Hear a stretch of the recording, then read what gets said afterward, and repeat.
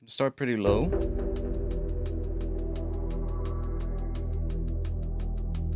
Something like that.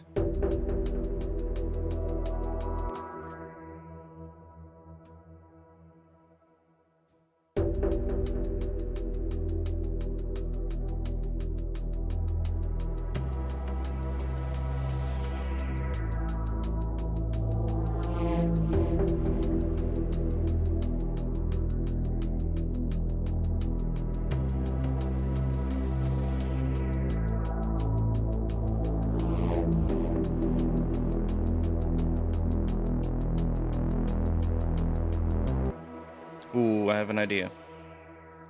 If I put, let's take you, put you in here, like that. And we're gonna, why you turn off?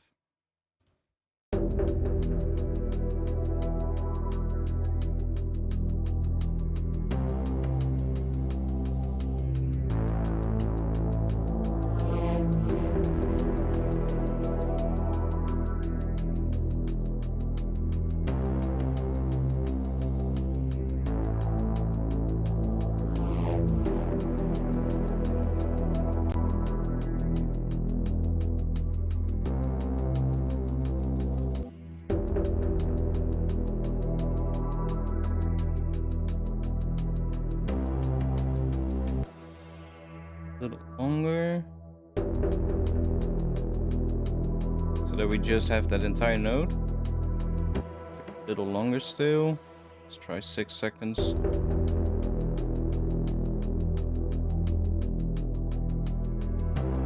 Yeah, that's good.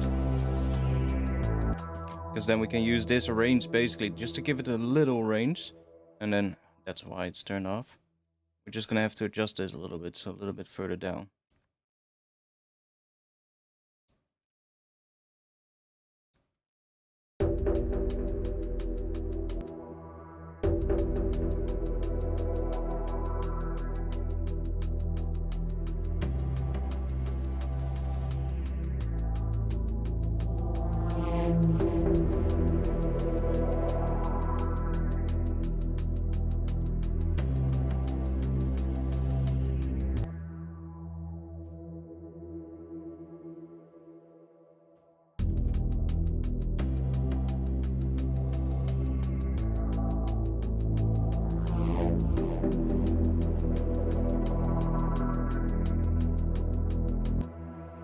Okay, here.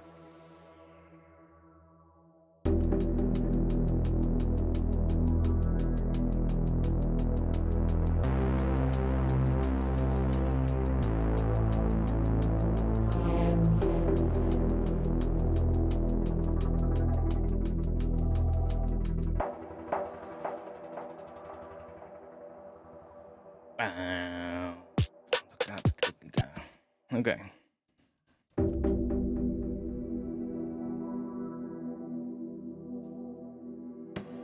Let's move you down there.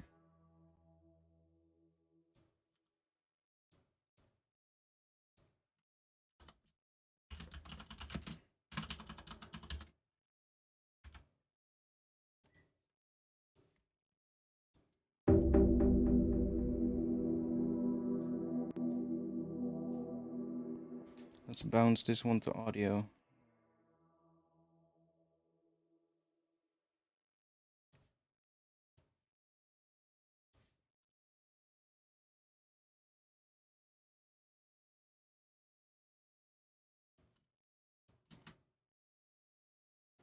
Let's cut all of that. Bounce the audio. Then put everything back so that we just have the audio and it's not gonna depend on where we start playing. It's always gonna sound the same. There's a fucking mosquito zooming around my head the entire time. Oh, did I got it? No, miss. Damn it.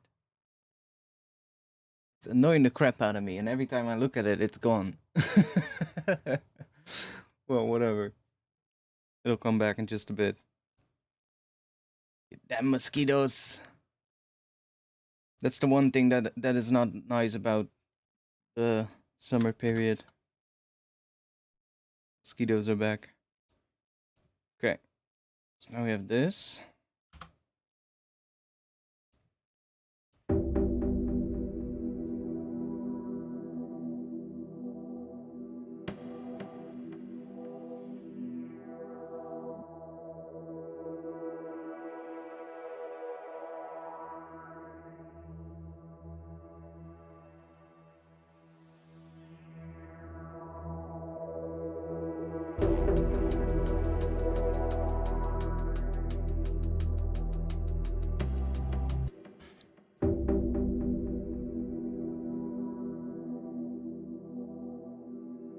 Yeah, we're going in spring right now. We are currently having sort of like the, well, we already had a little bit of good weather, but then it started snowing again and hailing, and now it's back to good weather. So it's supposed to be 20 degrees tomorrow, so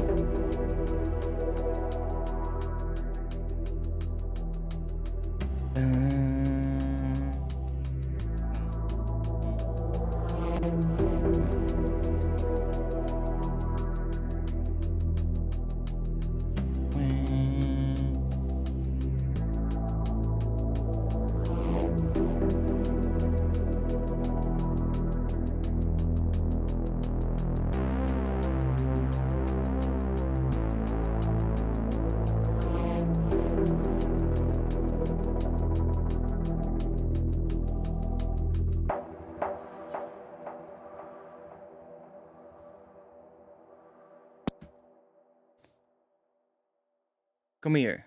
God damn it, I saw it. It was right in front of my eyes. And of course it sees my hand and it just flies off. It's like, goodbye. Not on my watch. God damn it. If it's fine if he just stays in the other side of the room, but if he's gonna fly in front of my eyes the entire time, that's annoying. Okay, so we have that bass thing here. Where is it? This one.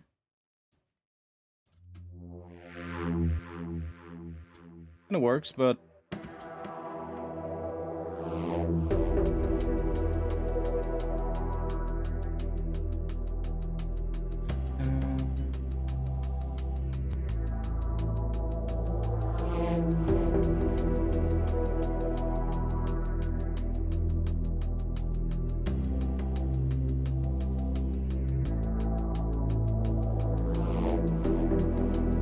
"20 Celsius, huh? Not Fahrenheit or whatever it is. Freedom units."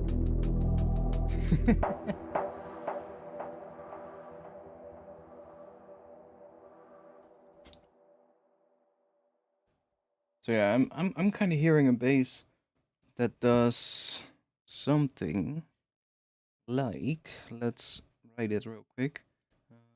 Yeah, just use a saw wave for now. Something like that. Give it a bit of that.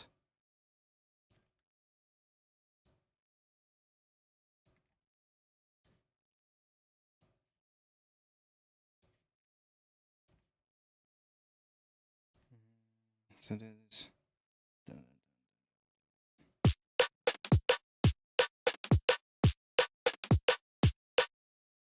I think it's gonna be faster than in the intro, so it's gonna be this long. So it's gonna be so.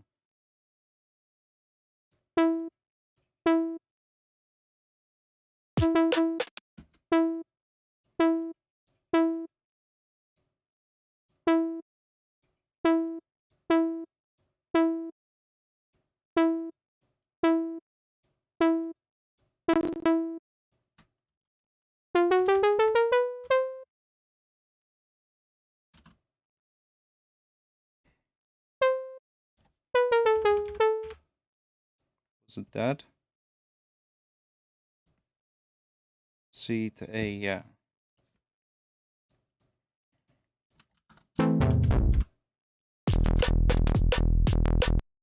Okay, let's see.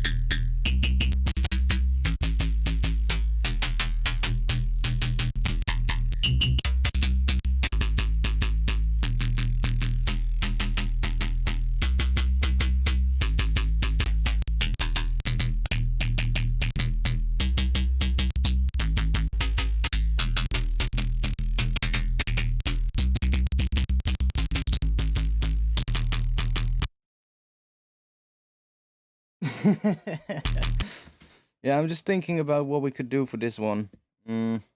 I'll figure it out.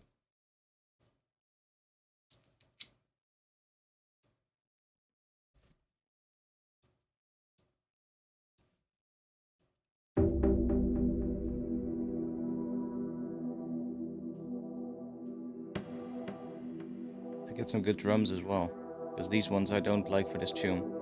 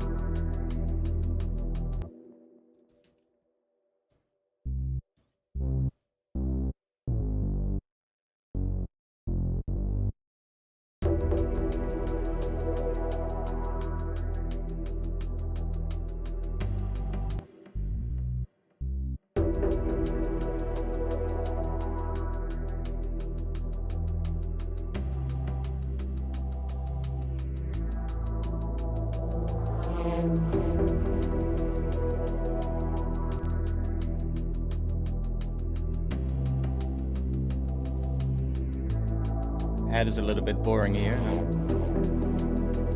think I want to have some more like, you know, some shuffly percussion coming in. That might be good.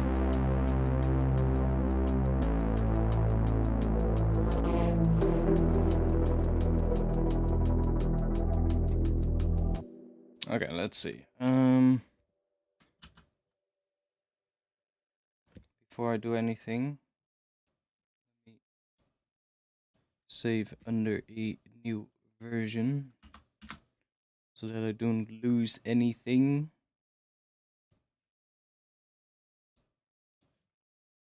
This one we're gonna get rid of. Then I have this thing.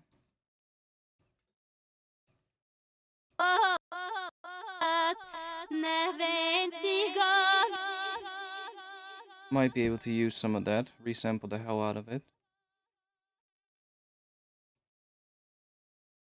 Not sure what the skill is of that. It says AM, but that is the name of the company, I think.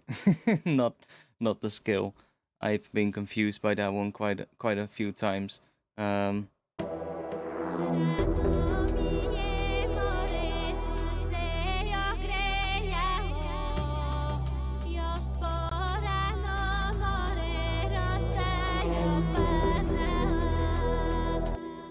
I mean, not entirely, but...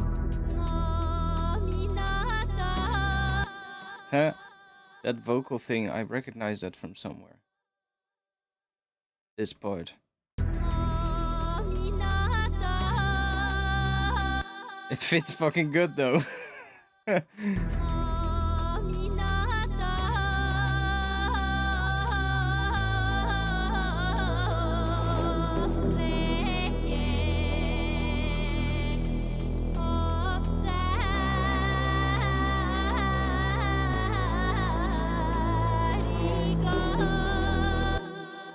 I mean, this section is fucking sick.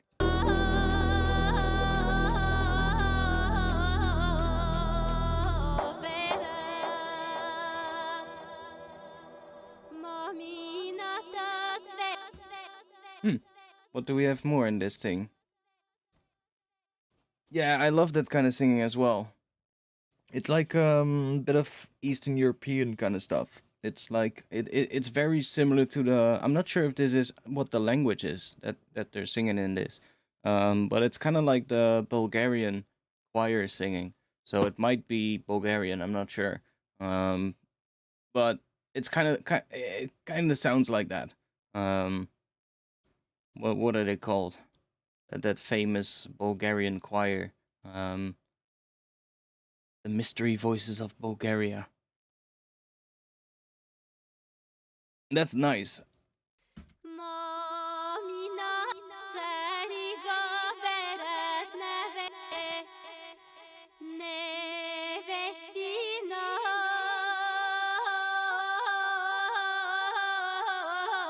There's more parts like that there as well. Hmm.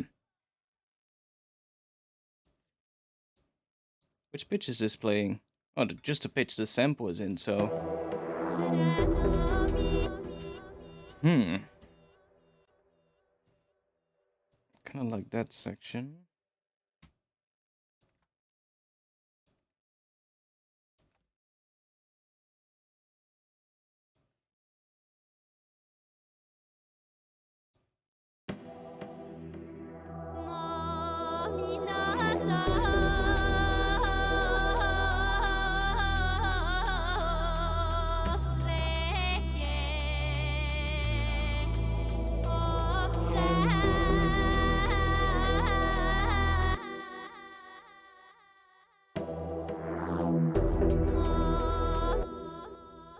Yeah, it's definitely gonna be like something like there, because then that transition lines up really nice here. That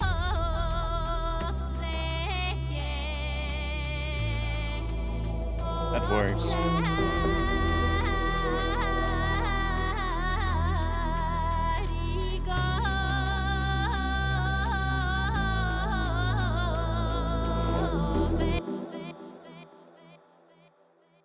You can even just...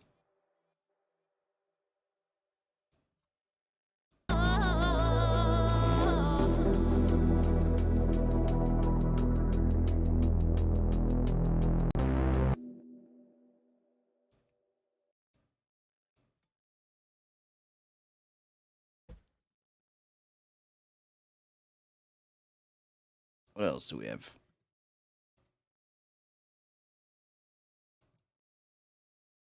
What do we got in here?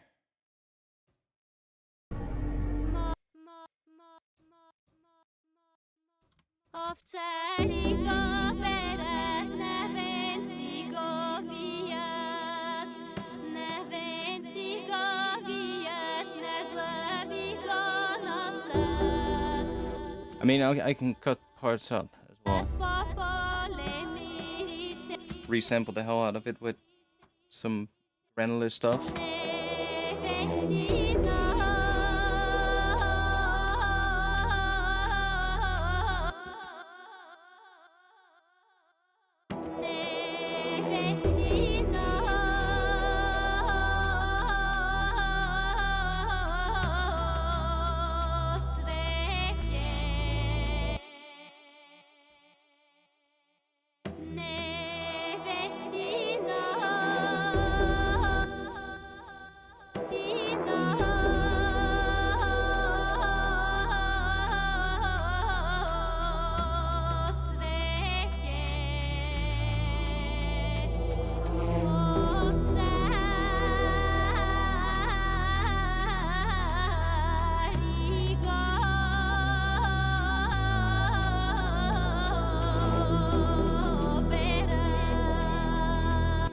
Like, those sections are the best, though.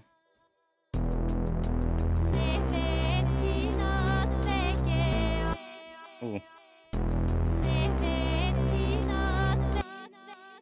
First section's kind of cool.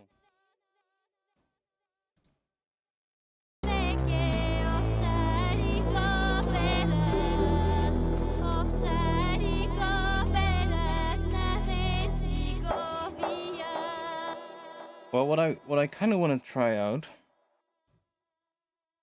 since the pitch kind of works, what if we good thing to do be to take the sample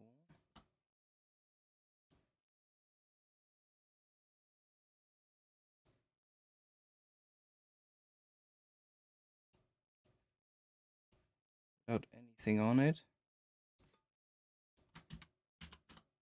I'm just gonna bounce this one real quick.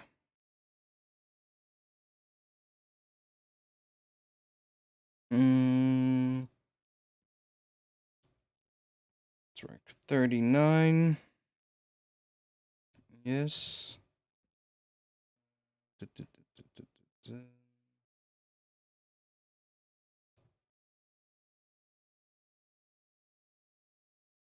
Where is it?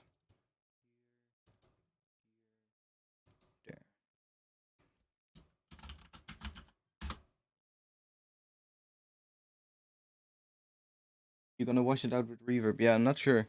We'll see what we'll end up with.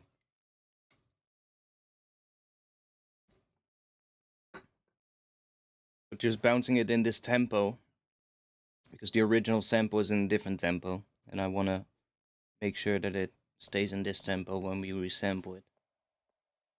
Okay. Let's see what we can do now, because the pitches of those kind of work. So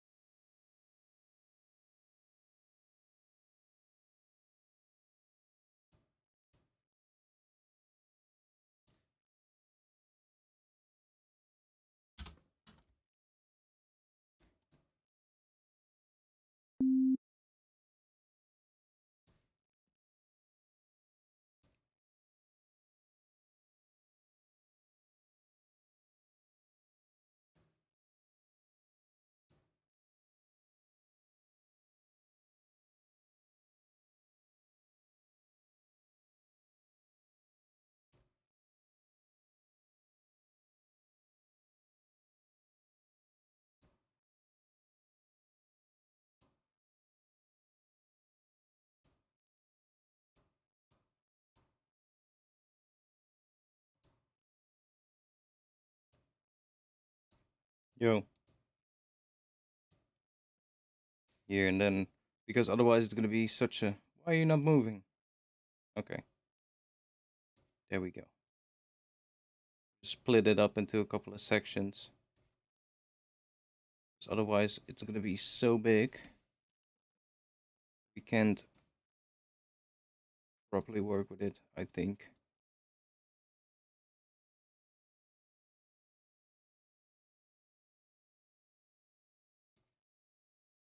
Because it's quite a long sample. Bear with me.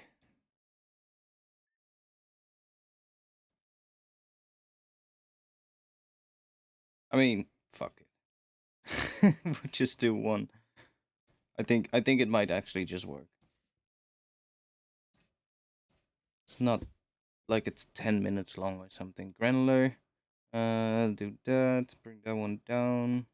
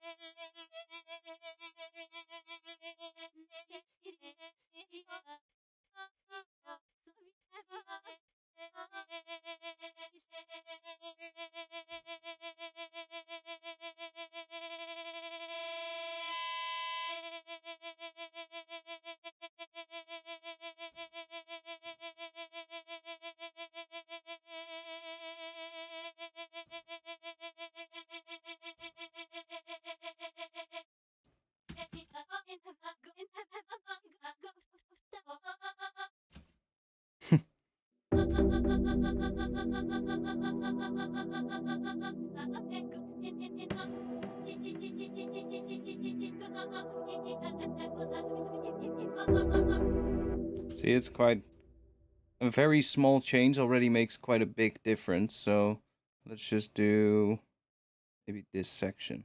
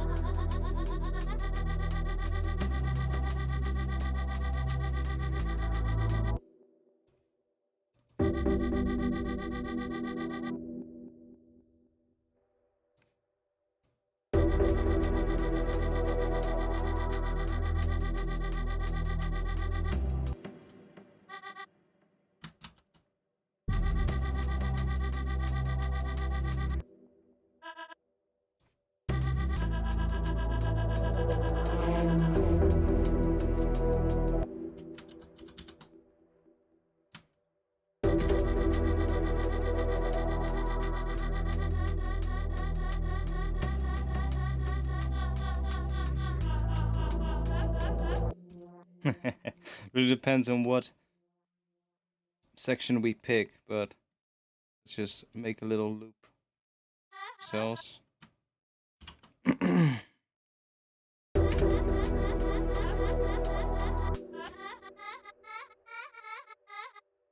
by the way, if we're gonna do that, I'm gonna make it easy for myself. Just do an E note here, then set the root note in here to be E.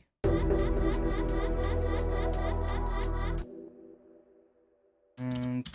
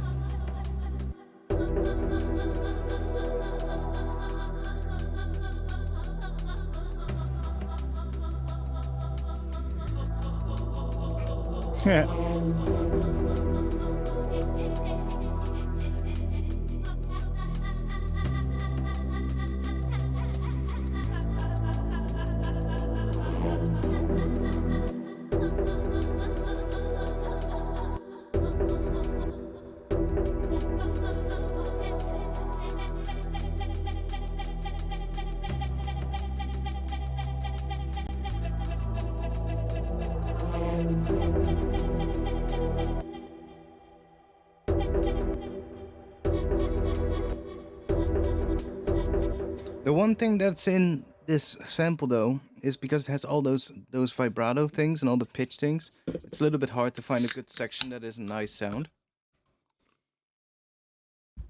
Let's see what other vocals we have.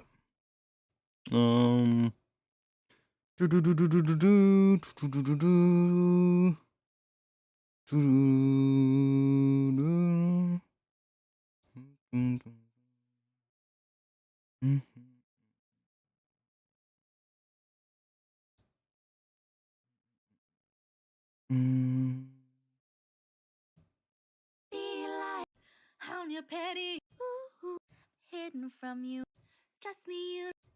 It's not, she says.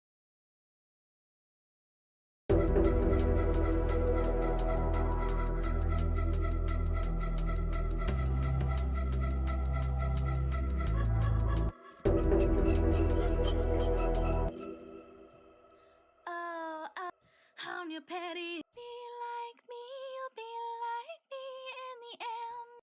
No, you can't be my genie. I've had my 3.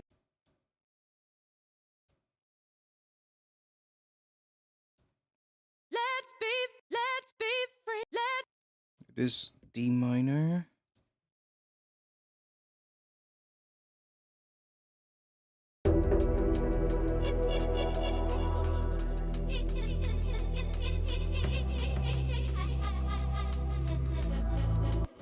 Nope. Give us something good. But you've got say we've got it, baby, feel it, baby, feel it. Yeah.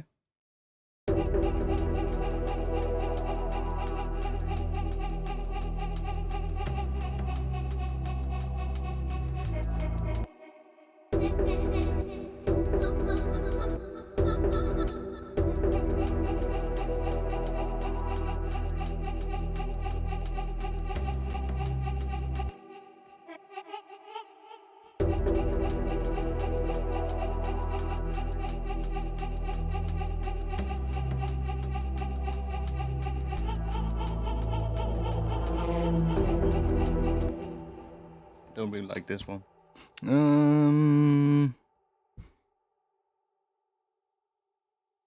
Atmospheric vocals. Is that gonna work?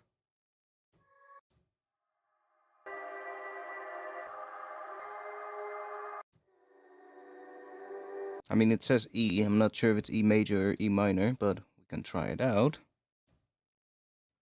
It's a bit more.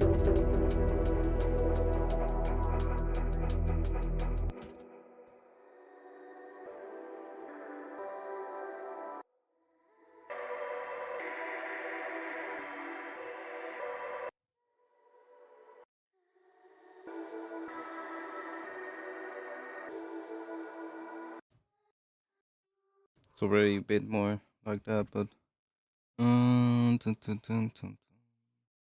Dun, dun, dun, dun. Yeah, not sure yet about vocal.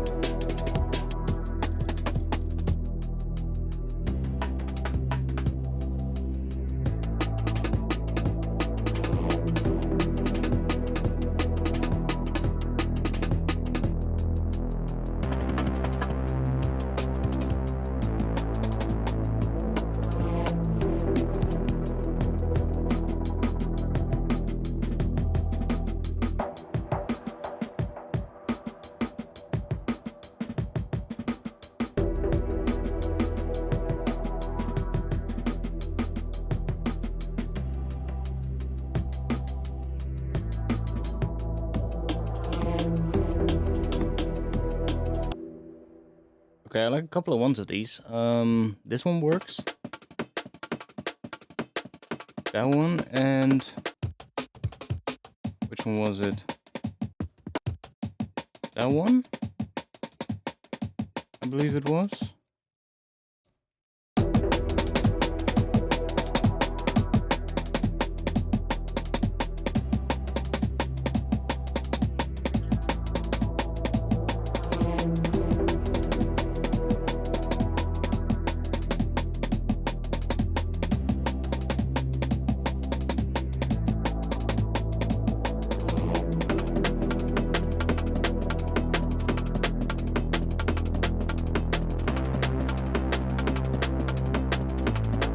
That one definitely needs some extra layer to it because it has no low end.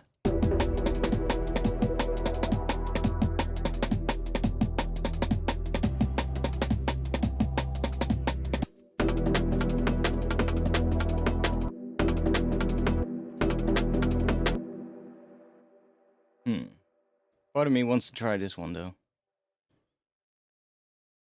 Like maybe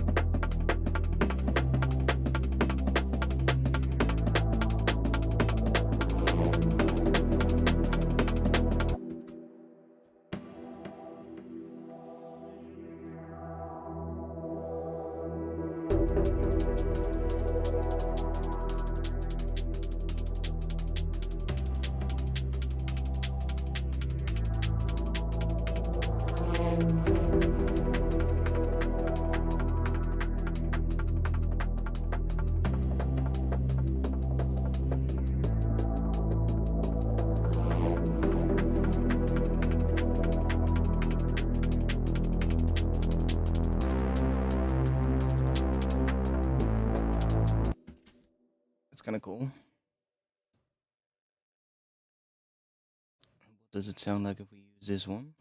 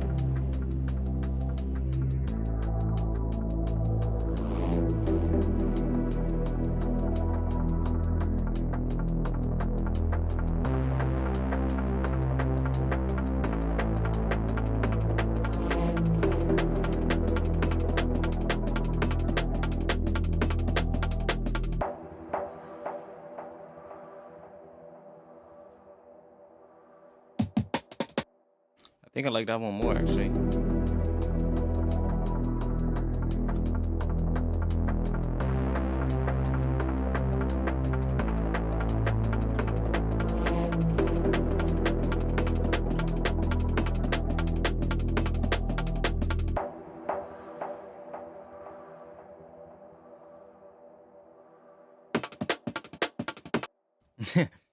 Anticlimax. If we just put that back. Yeah, it's this is mixed completely different than the other drums, so that. But I can work on making a drum pattern like that. That fit this track. Might be a good thing to do. And filter them in. Like maybe just make like the drums for the drop, basically. And then just put like a slightly lighter version of those drums in the intro and then filter those so that you're kind of introducing the drums from the drop already. And then when the drop hits, it's kind of like, ah, there's those drums again, but now in its full sort of like, you know, with the filter fully open and fully up front.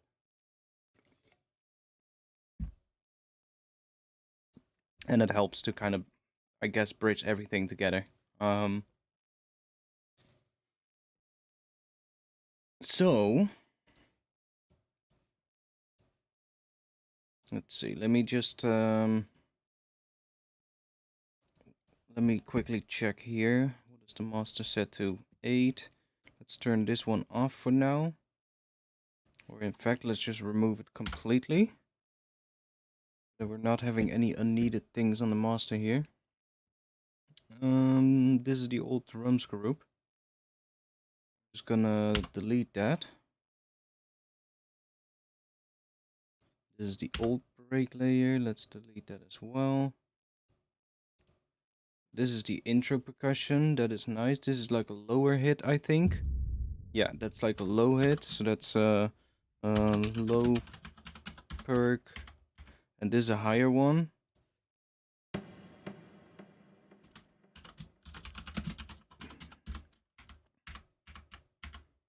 And then we have these hats, which I might take out as soon as we have the break in there. Yeah, we agree. Okay, good. This is just a break idea that we're gonna replace with like an actual drum pattern made for this. And let's see what else we have here, because there's a lot of stuff here that I'm not using. Like this audio track is not even doing anything. Let's get rid of that. What is this? Probably another bass thing that I tried.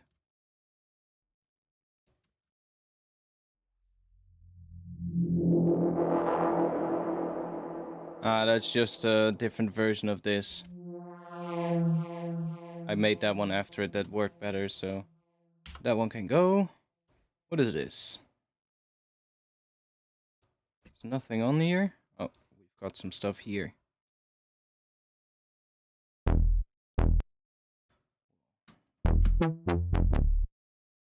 Yeah, that's not gonna be the vibe. Okay, I don't like any of those, so let's get rid of them. What do we have here? These are just leftover bits. No. What's that? Maybe, but I can remake that easily.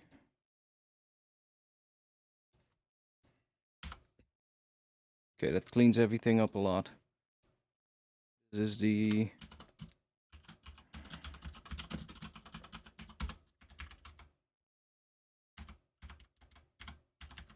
And then what's that? Oh, that's the... that one that I just dropped in. And then here we've got the chords, and that is the...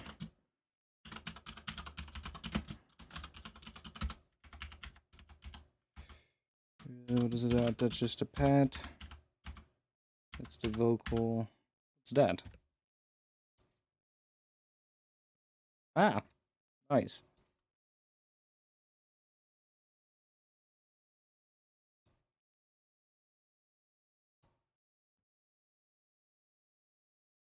Okay. Okay. Yo, come on.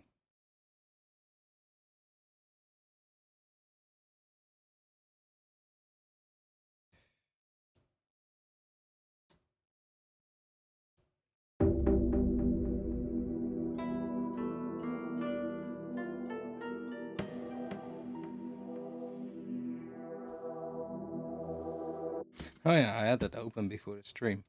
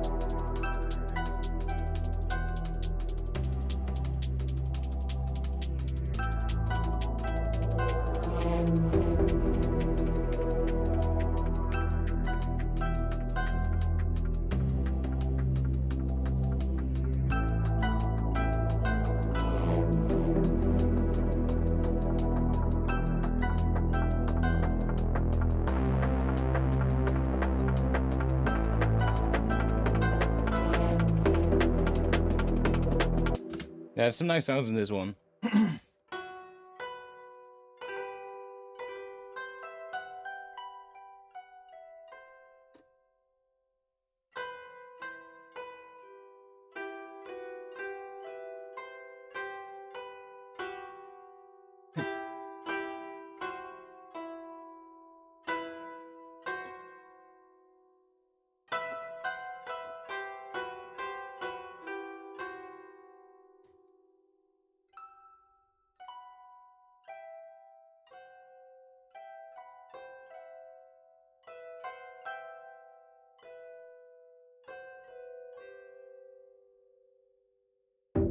Sounds really good though.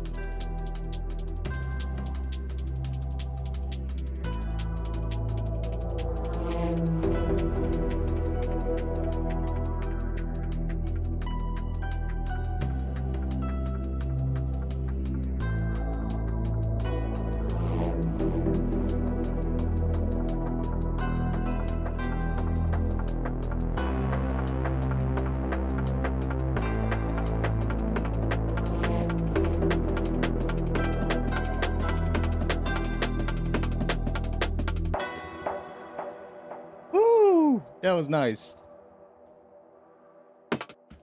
That last part here.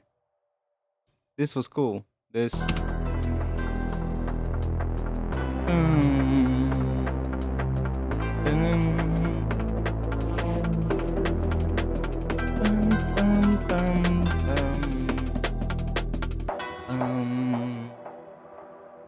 Ba-da-dun-dun.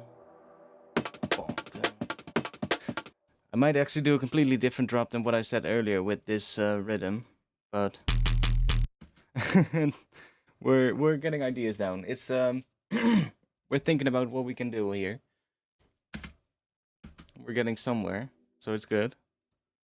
I'm really in the experimentation phase with this tune anyway. It's not like I'm thinking about like, oh, this is what the tune is gonna have to do, or this what it's gonna be like. No, I'm just experimenting and seeing what we can get. So like trying to find some interesting, interesting how do you say it? Interesting vibes. Exciting sounds. Yeah, that's a good way to put it, I guess. That's a good way to put it. Stuff that inspires you, you know?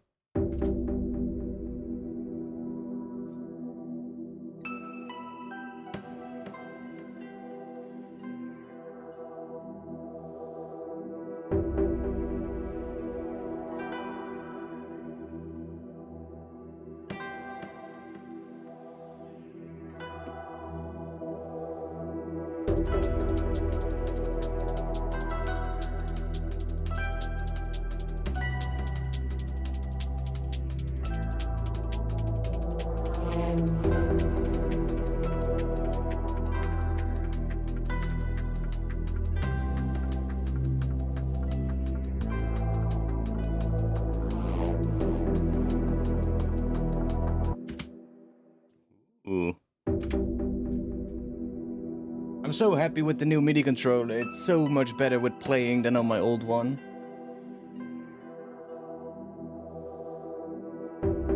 Such a big change.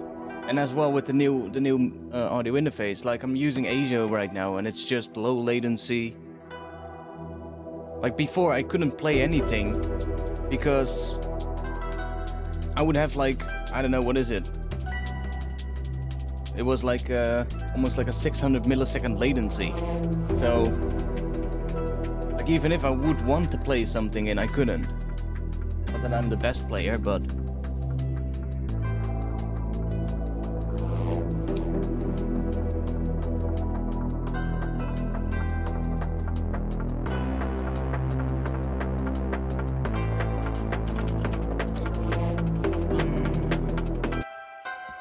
okay, now I want to know what this sounds like if we go crazy on the Koto. If we go, let's grab you, put you right there, and let's see what we get.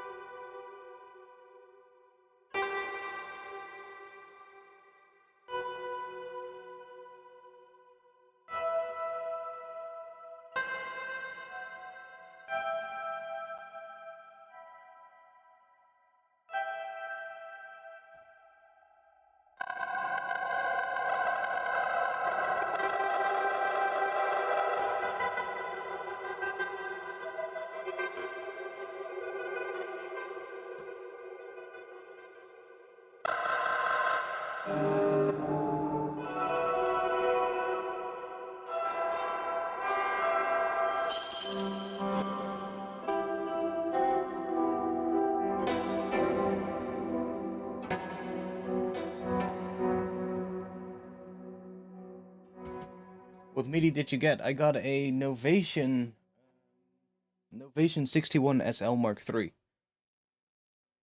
Reduce latency when monitoring ticked? Yeah, of course, but no, that's not the problem. Like, I was back on my old interface, I could not use the ASIO drivers when streaming. Because it would just not work with Voicemeeter. It would just always give me distorted audio, whatever I would do. And I needed that because otherwise I would not be able to get the audio inside my streaming software. So, yeah, that was a pain. And I now have a different audio interface, which works a lot better. Because the driver of the audio interface has its own dedicated loopback feature. So I can just route the audio that's going to my speakers, and I can just route that straight back out to a separate virtual output that is sort of like running on the Windows drivers, so that Windows can actually see it.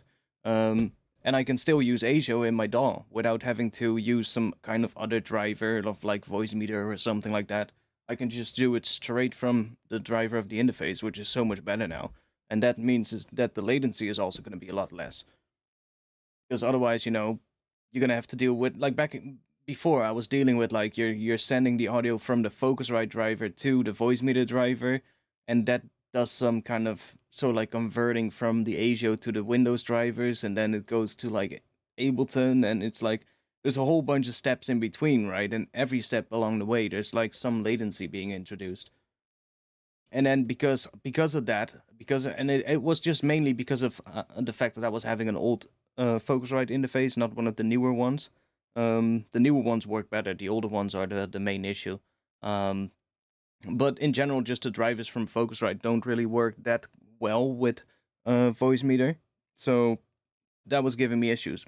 And but yeah, now I have the Moto M4, and it's so much better.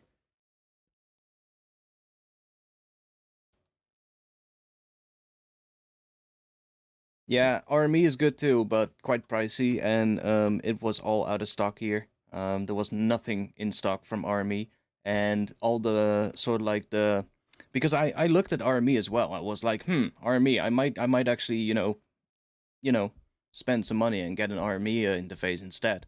But it was like there was no stock, and all the stock that was expected, it was saying things like expected somewhere within 36 and 64 weeks. I'm like, nice. Cool.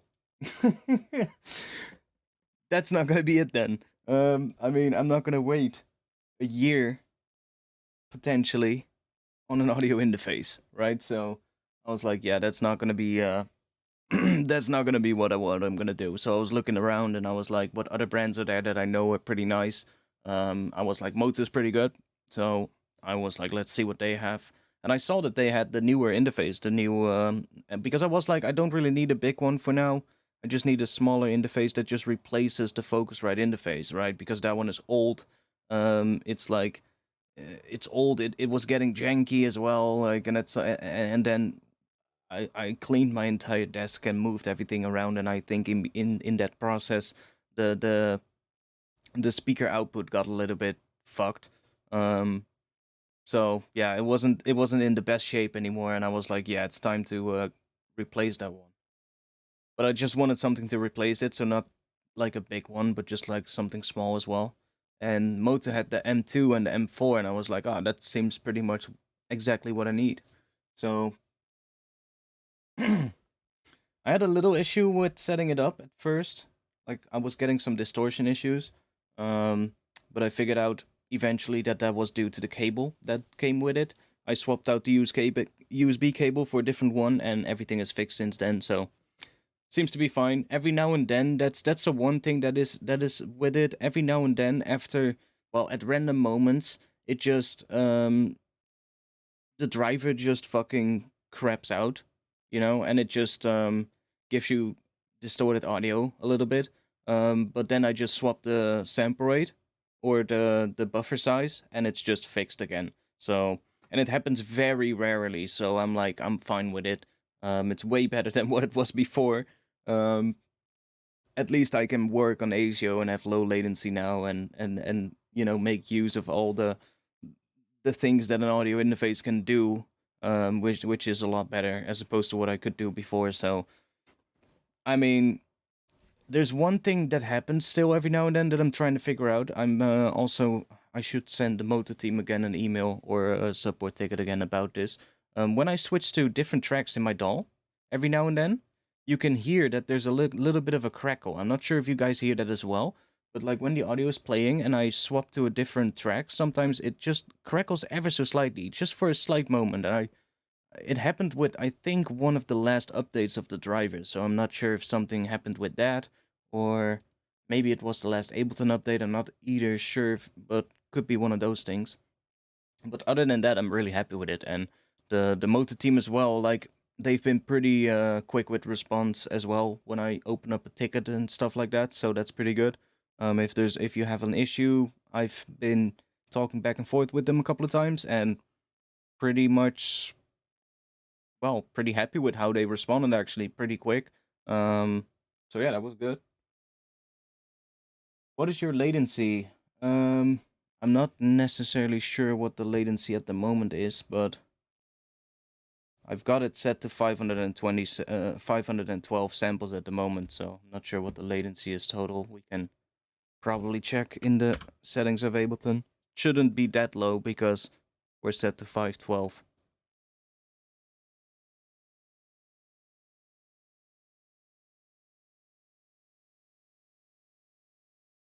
Come on. I know it. It's the option panel. You always do that. Well, we're at 15.6 milliseconds now. So, and that's at 512. So you can imagine. Oh no, we're at 26.8 total at the moment, which is all right for 512.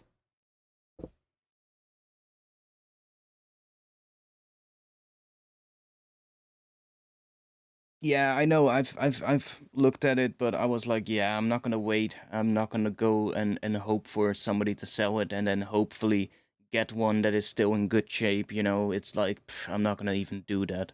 Like with audio gear, most of the time, especially with an audio interface, I just buy it new. I just want a new one. I don't even want to get like a second-hand one and just worry about what kind of environment it's being used in or whatever kind of stuff like that.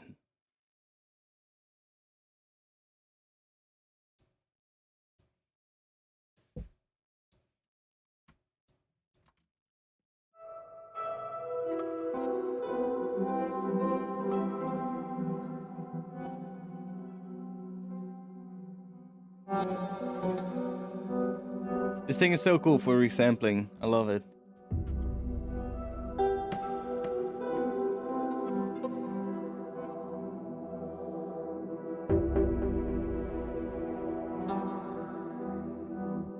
Like if I just mute these things and just play this intro and start playing into this thing, it's going to do all kinds of stuff. Like it's tuning it down with 12 semitones. So everything that I play is going to be lower pitched. And it's also playing it back in grains, and those are played back backwards, as you can see. So you get all kinds of weird.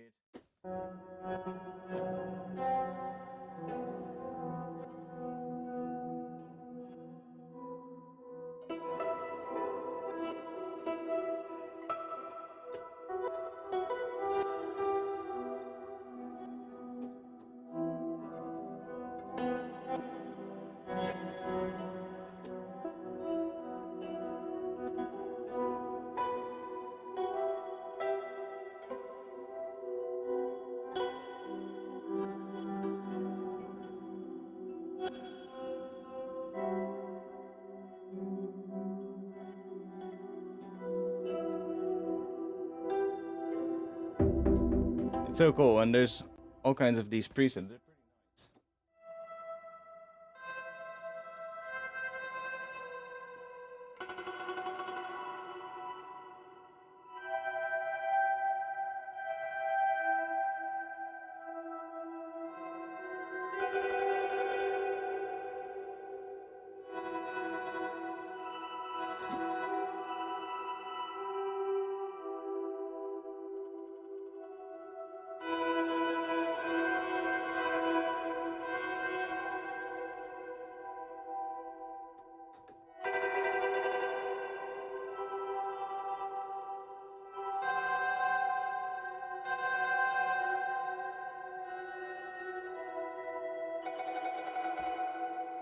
It's really cool plugin.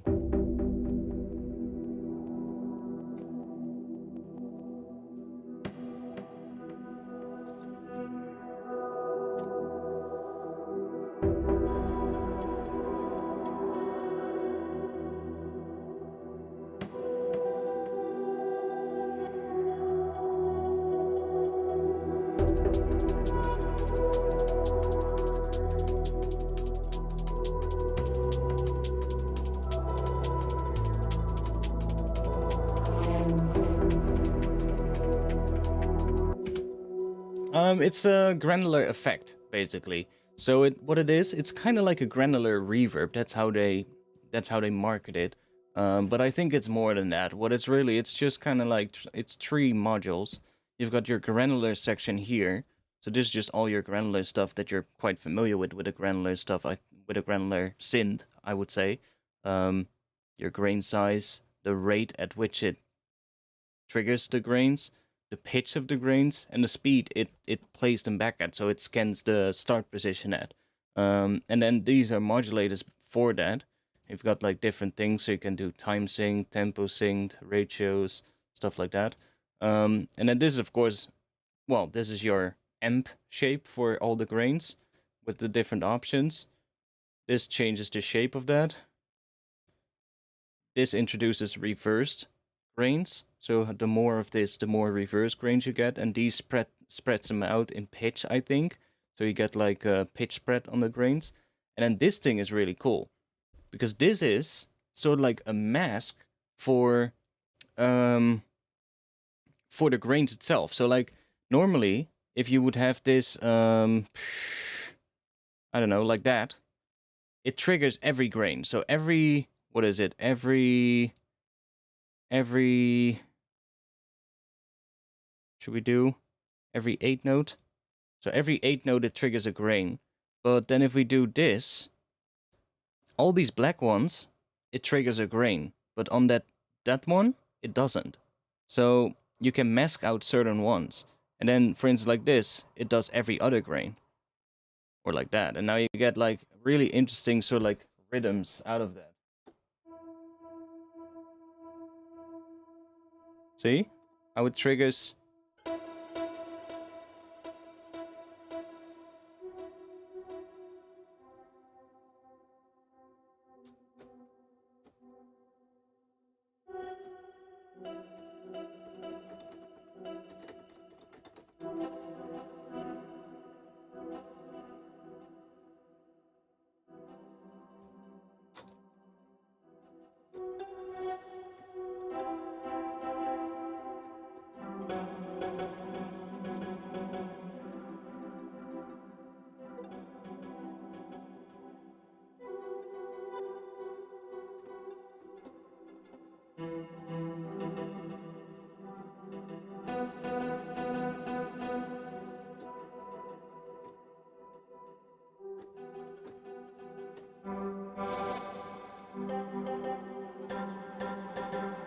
So that's pretty sick, and you can change like the size of this buffer. So you can time sync that or tempo sync it. So let's say you want to have 4 bars.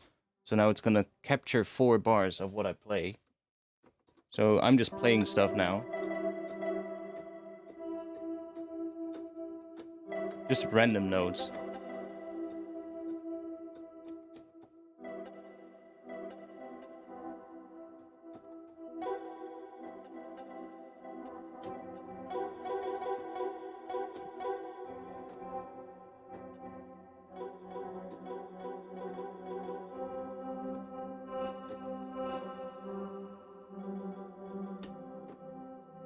Yeah, that's just gonna do that. And then you have the spatializer thing, which just does sort of like panning on the grains. So you can introduce this, and this will do all kinds of different panning, depending on what mode you select. So right now it's set to the moon mode, which you can kind of see. They're moving around the middle point, but you got like all kinds of different modes, comets, meteors, whatever that is gonna do, stars. You got like, and this will move them around in space basically, so you get like extra width on the sound.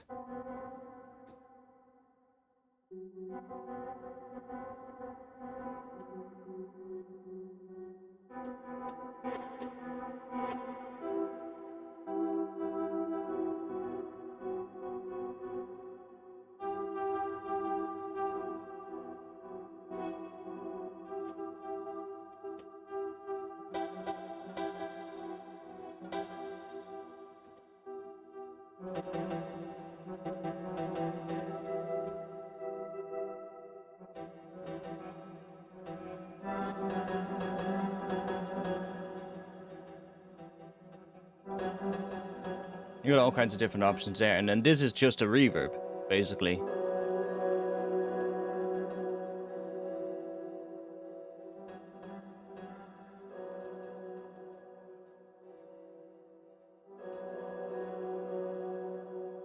But some of the presets are pretty good as well that are in here. Oh, Richard made some presets as well. Of course he did.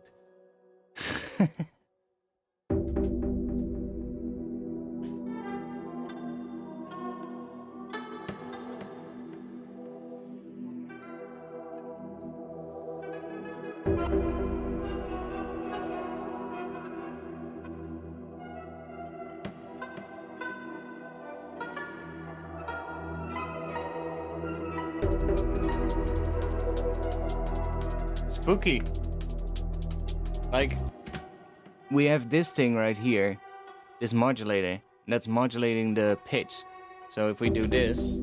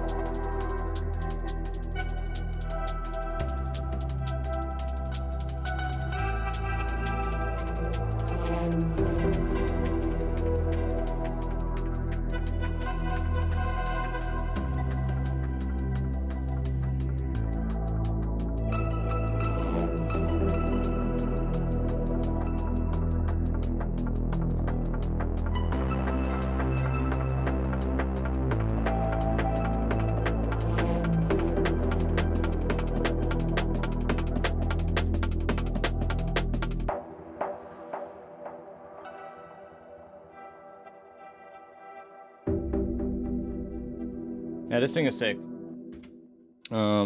I bought a bunch of their plugins. I also bought that one. This one is weird as well.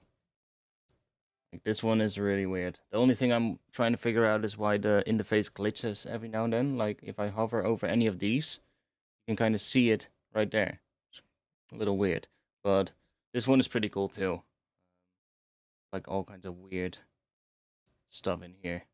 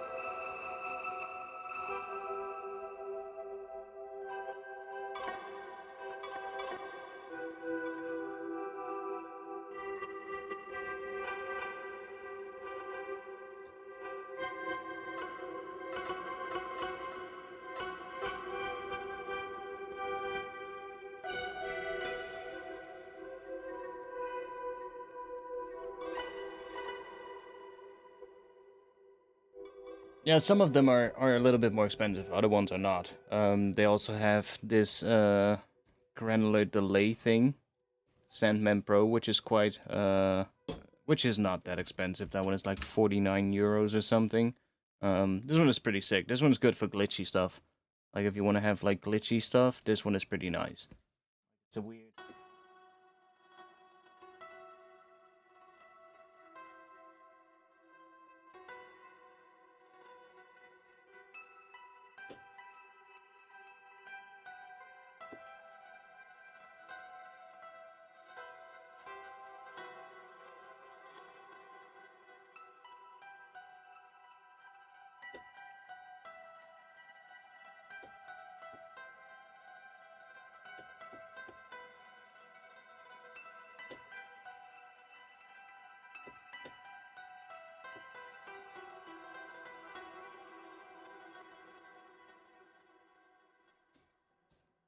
This does like all kinds of granular delays, which is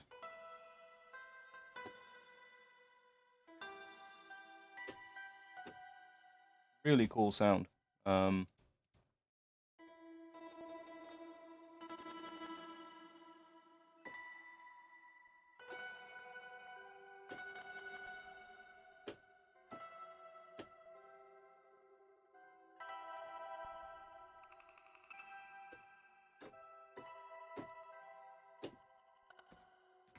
But even the ones that are a little bit more expensive, like that Silo plugin, I would say it's totally worth it. That one is so good.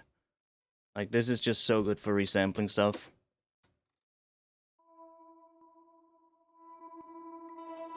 Like instant vibe.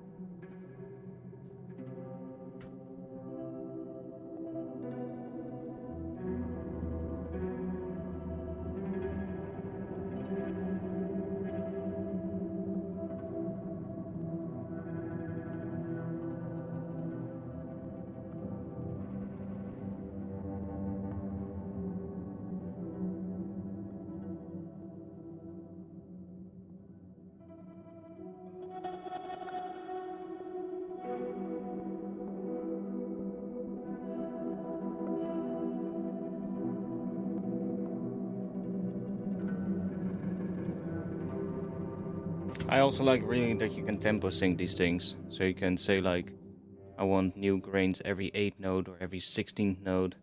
That makes things a lot nicer.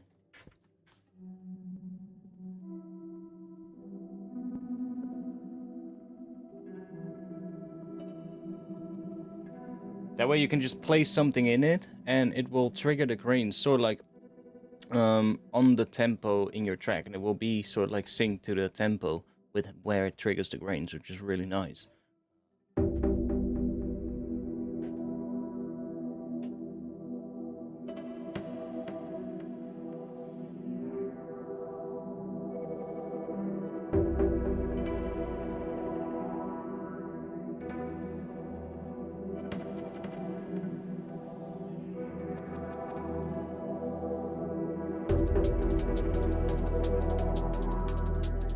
See? That's pretty cool.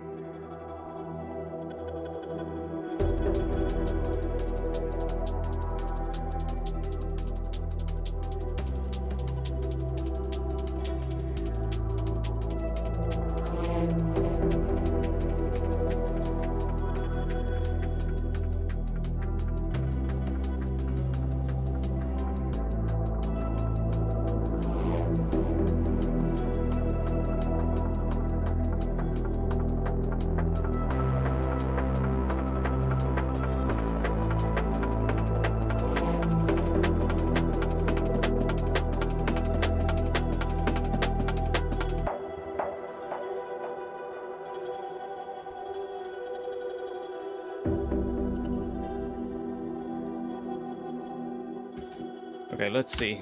Let's not do that. Let's do that.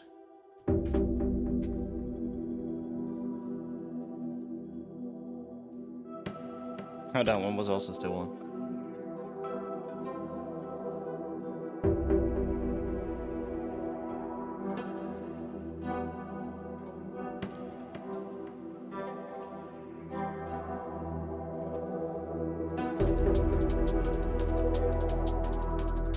That is a great one to resample bits, and whew, I should have recorded that.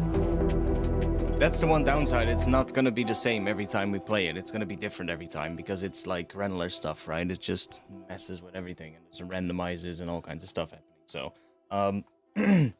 but this is something I would probably just leave in here for now. Just let it do some Granular stuff. And work a bit on, maybe get towards the drop. We need to work on the drums, because I said that a little bit ago.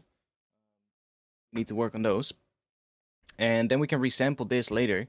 Like, resample just a couple of times, just a couple of passes of it, and then just take, like, the nice bits out of it. And I would probably resample it without the reverb as well, so that we just get the dry version. And then we could chop that up, and then we can put reverb again on it, so that you get... you know, like the same sort of like spaces we have now. Because if we bounce it like this with the reverb and we're gonna chop it up, then you're gonna chop off the reverb tails as well, and that's gonna make it only more difficult for ourselves. So that's not gonna be good. But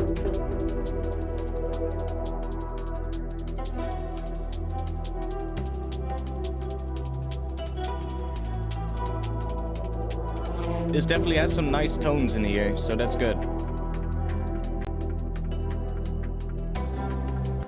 Not sure about that pitch bend reece though. Let's take it out for now.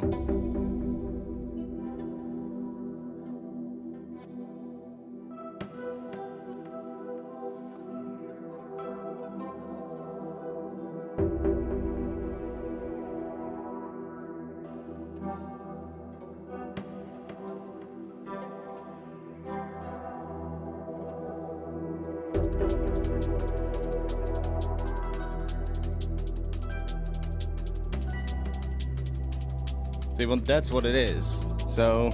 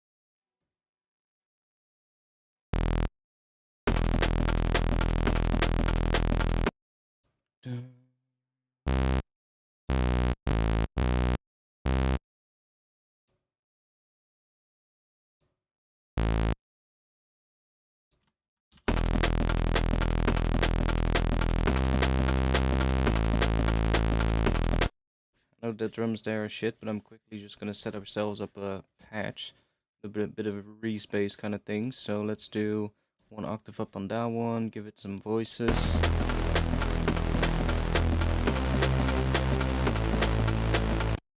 That.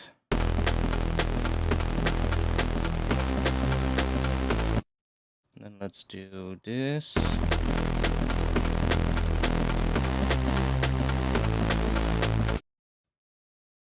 Let's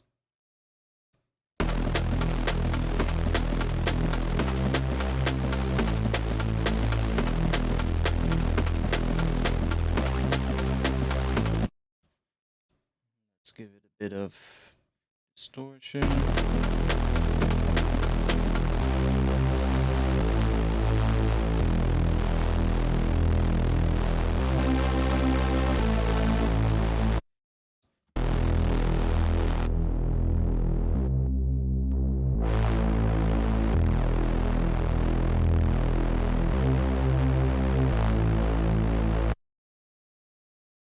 Sure.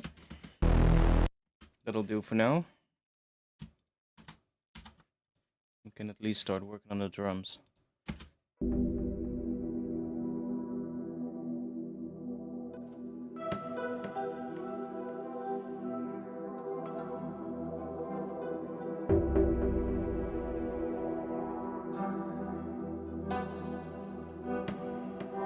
Yeah, this one we're gonna have to resample a lot.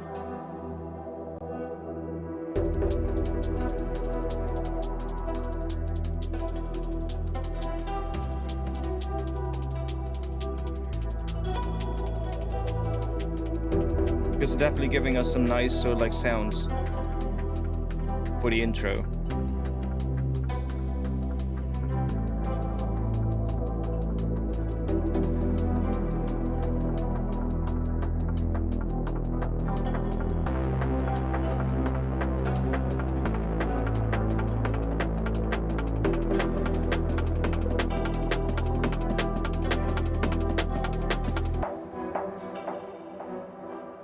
Okay, let's do that. Let's just reset those. Group that. Bring this down -8. It's gonna be the drums group.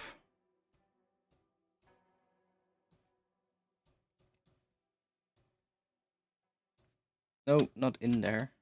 Above it. Come on.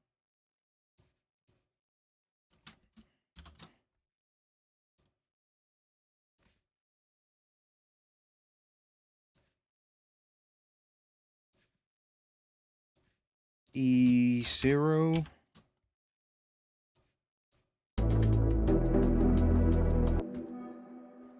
Boom. Boom. Like that.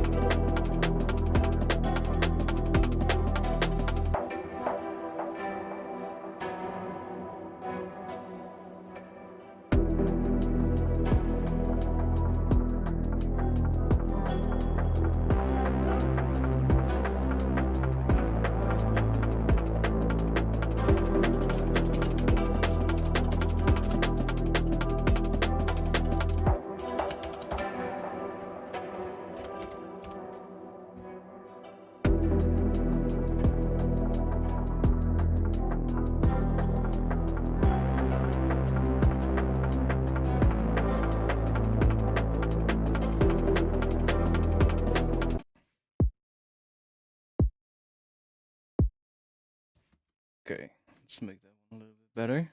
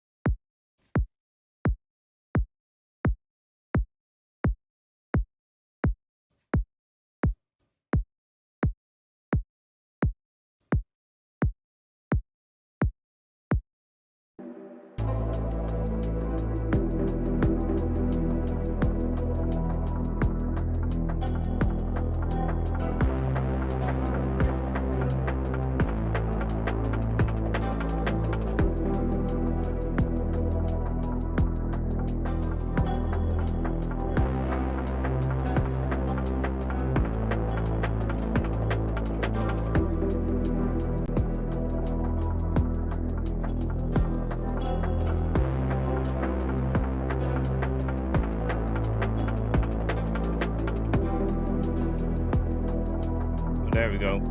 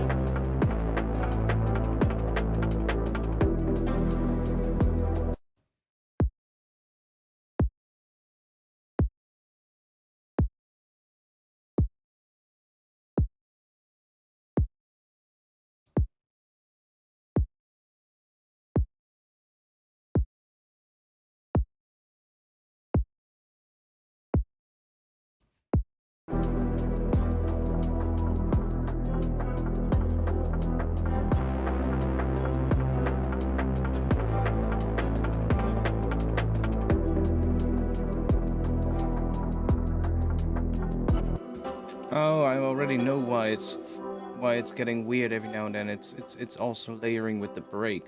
Like, why does it sound so weird, and why in other sections it sounds good? But it's because that break is there as well, and that's layering with that kick, so it should be better.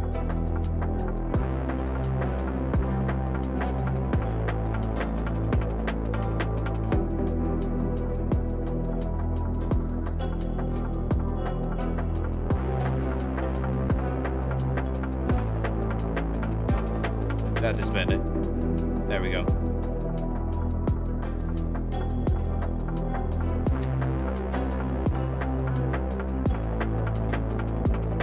Yes, that's much better. Now we don't get the transients of that break layering on top of the kick, which was messing with the pitch of the kick, which is not nice.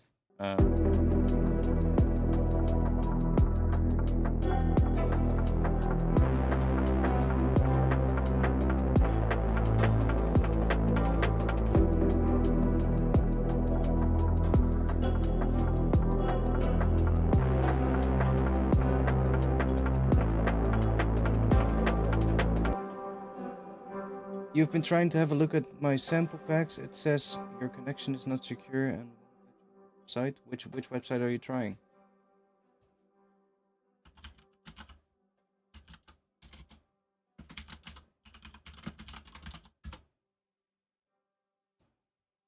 Because that is a secure connection.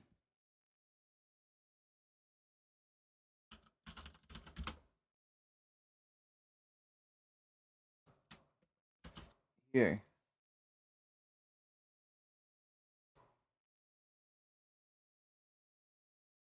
I'll drop the link to my packs in the chat. I mean, that's a secured website, so that's an HTTPS link. So that should work fine. Works fine on my end, so you're not in Russia or something. You don't know at the moment. All the internet stuff being blocked there.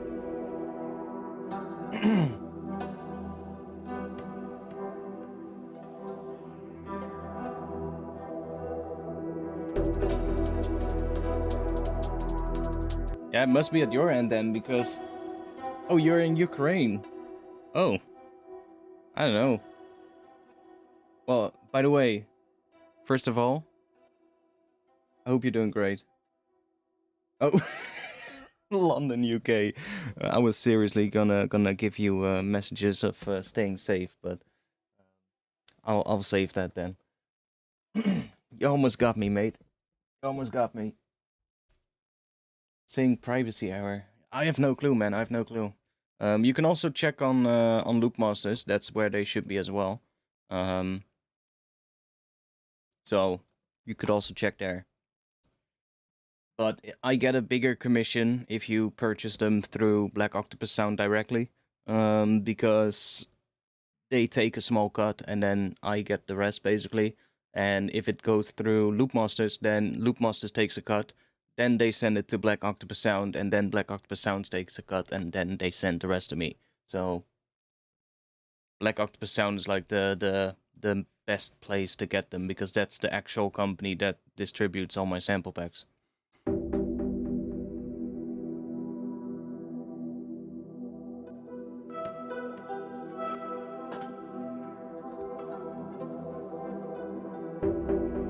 I'm not sure if all of them are on Loopmasters, but I think the majority of them are. And I think also on Splice, stuff like that.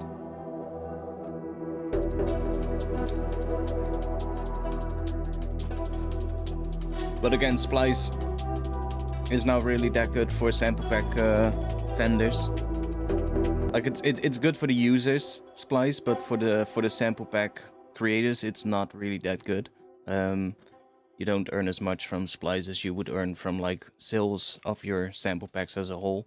So, but yeah, there should be on there as well.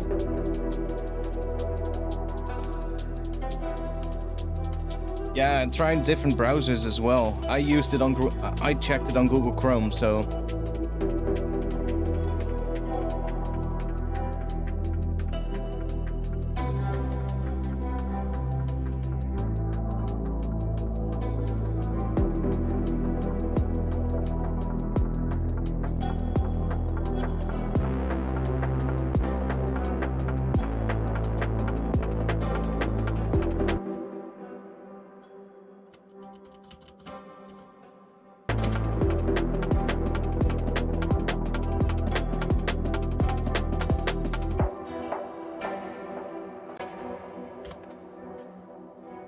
Yeah, I'm going to,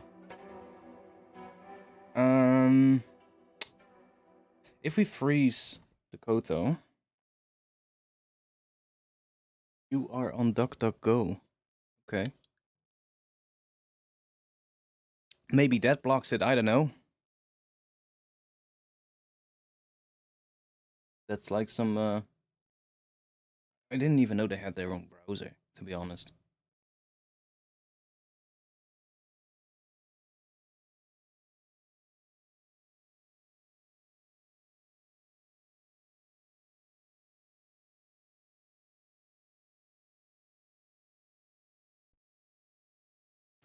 Then we can do this.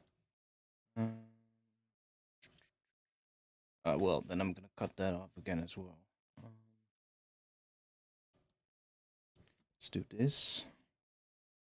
Let's grab this thing, drop it on there, and then just do that.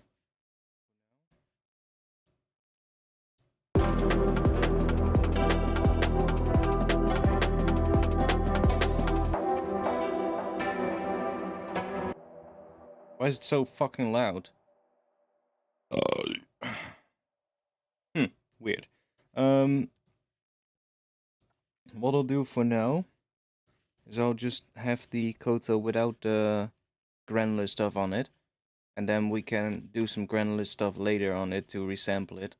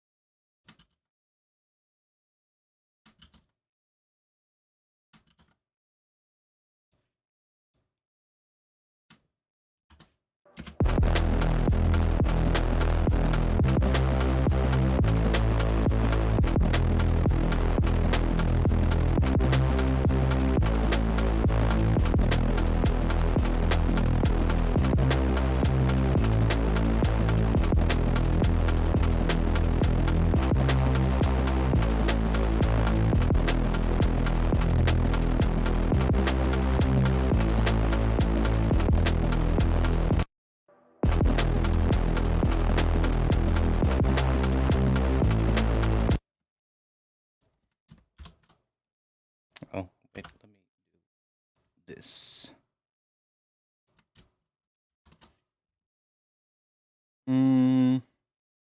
B, maybe? For the snare?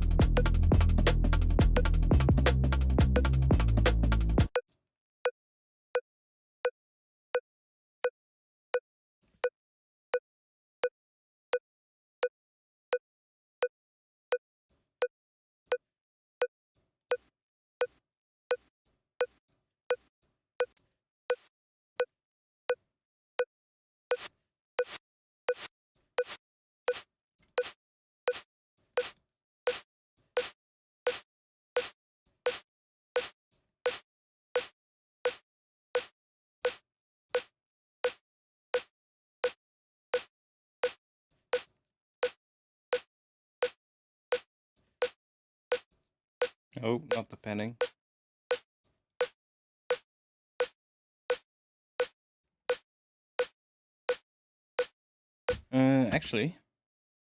Actually, good. No, let's do it in one. Let's not make it harder for ourselves. Let's do this.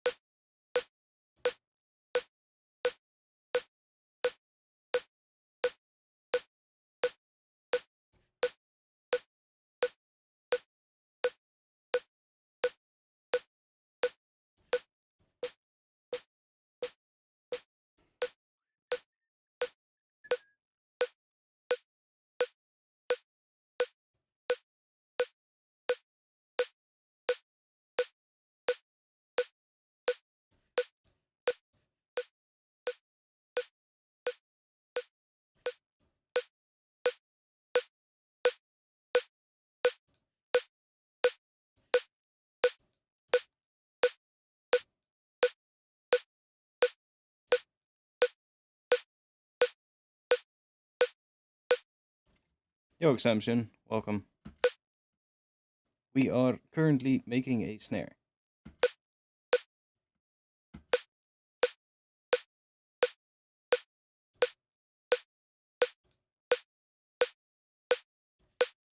As you can hear.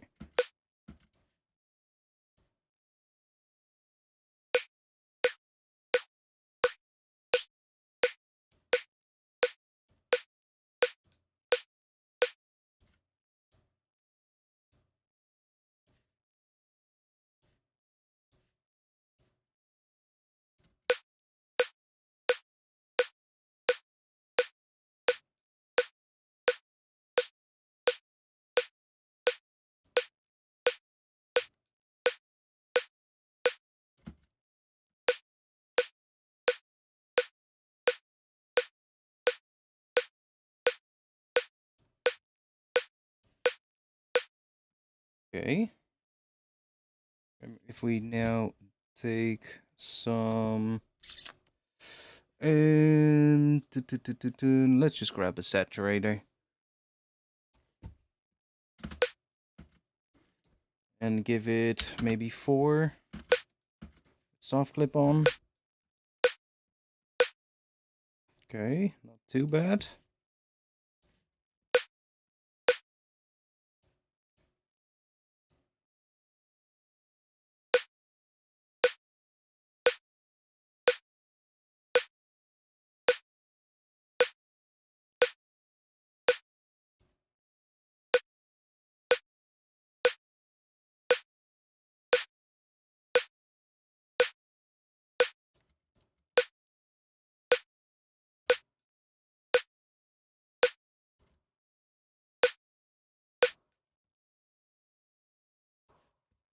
No, I find I find a lot of fun. I've been having a lot of fun with drum synths lately, especially snare drums. There's some really cool stuff you can do with it. Like this.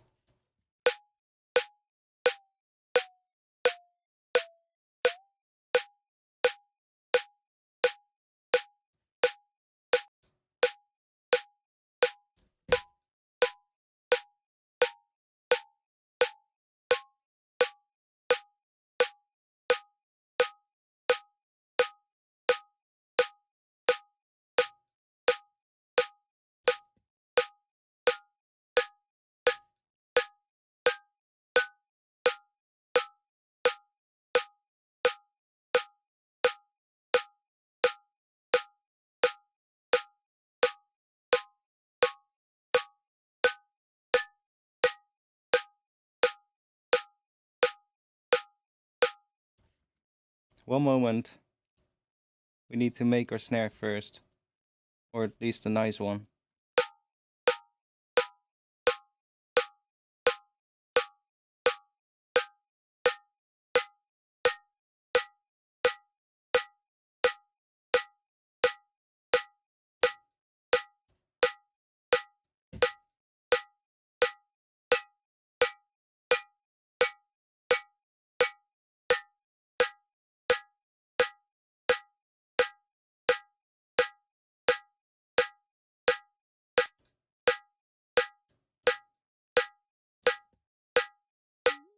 Oh, that's the wrong one.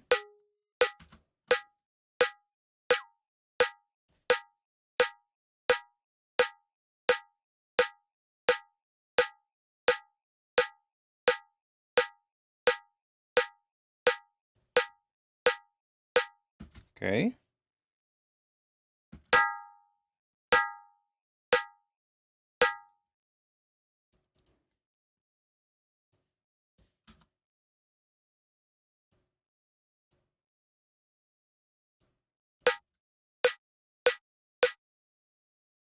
Yeah, I know.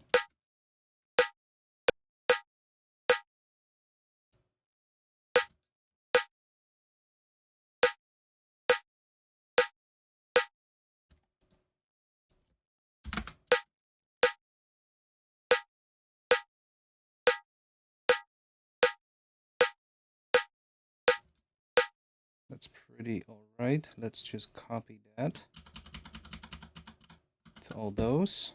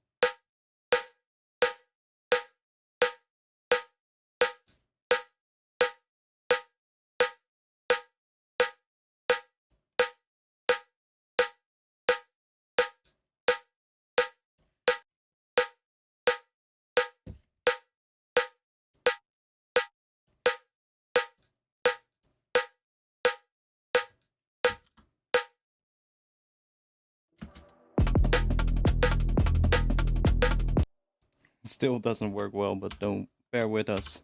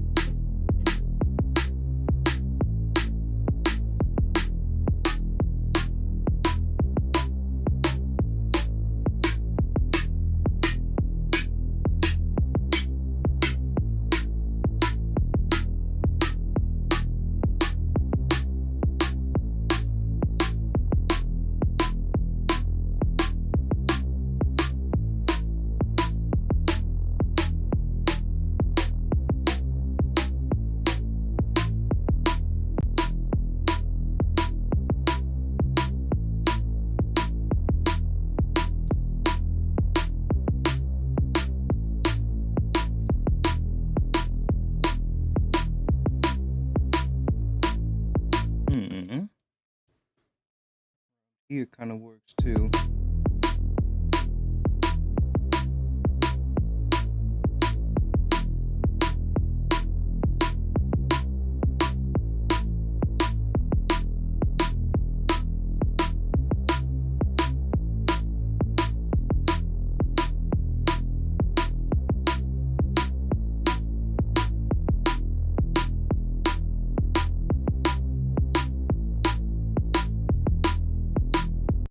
Yeah, if you do this long enough, you can basically get the perfect resonance for your tune.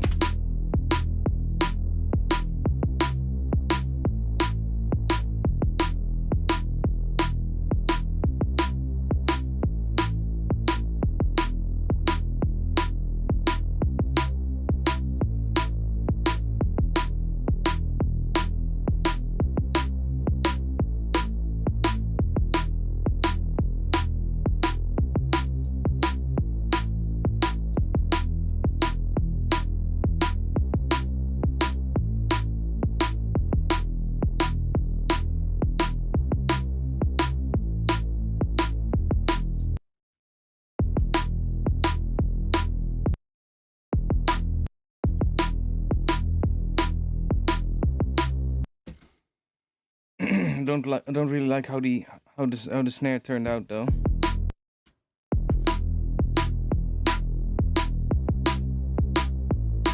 Not yet, at least.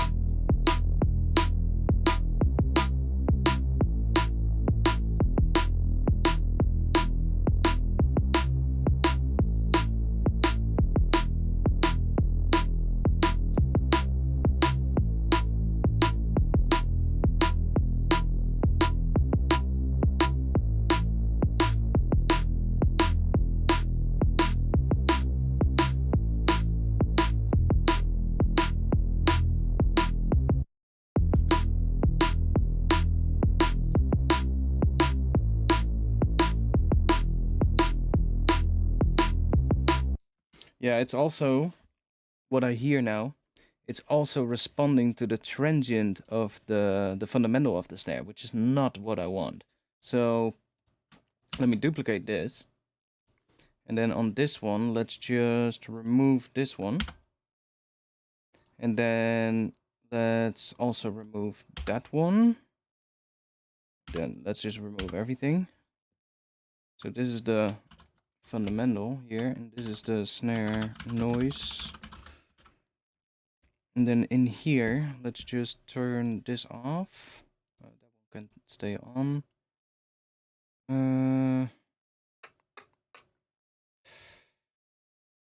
Let's just do that.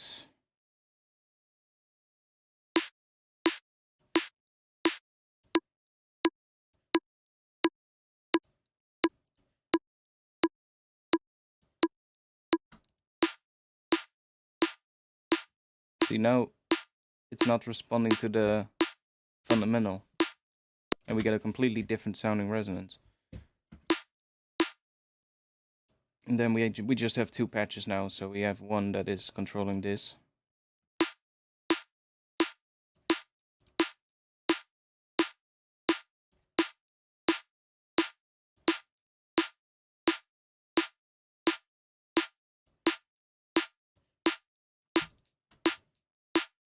And then we can grab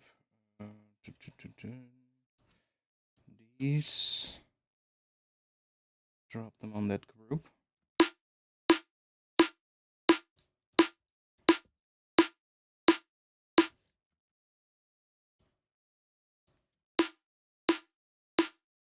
Should have put the reverb only on this one.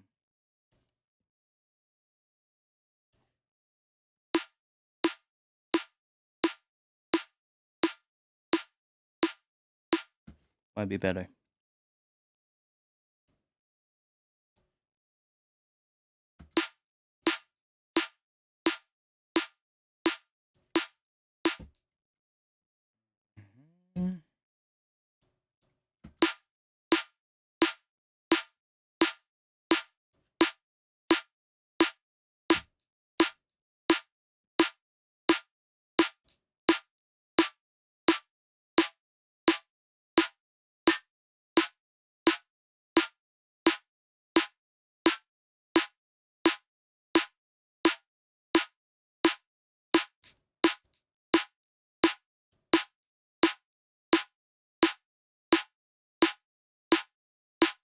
Yeah, like you can even tune it to specific notes of a scale, for instance. Like you can say maybe E,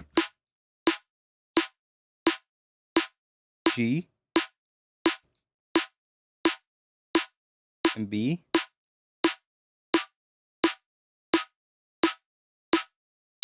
That's a minor chord there in those resonances now.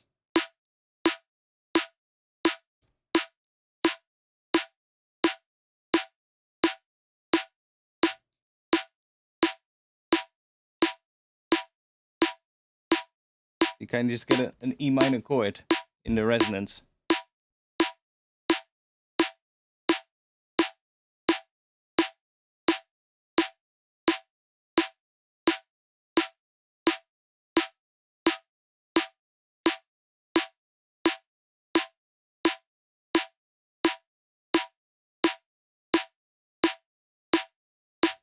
It's kind of cool.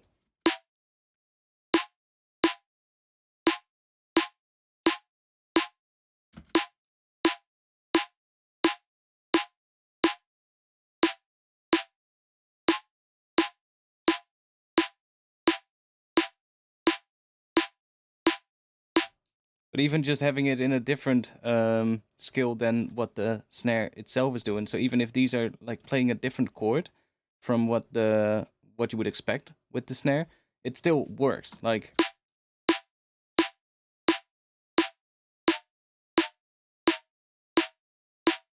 that's E. Sounds pretty good. But that would be F sharp. Still works with that E fundamental.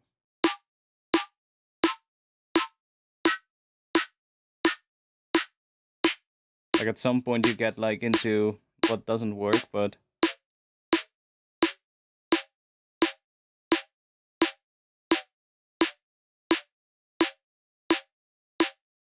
C sharp.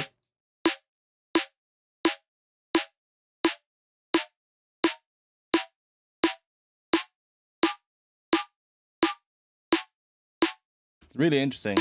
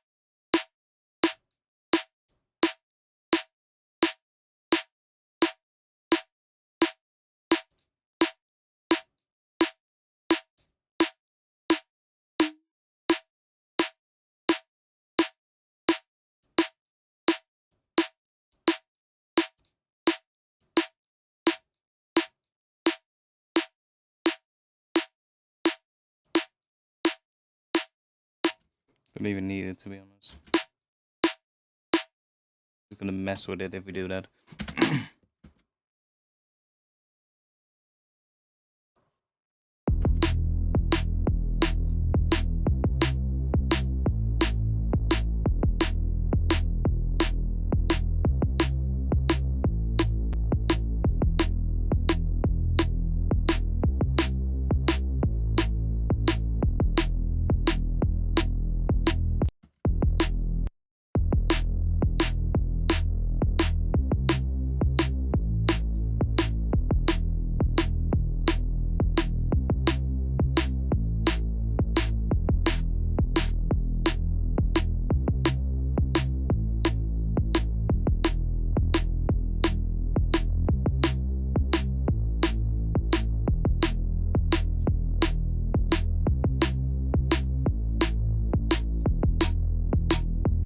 We could also get a different resonance if we move the phase on the noise.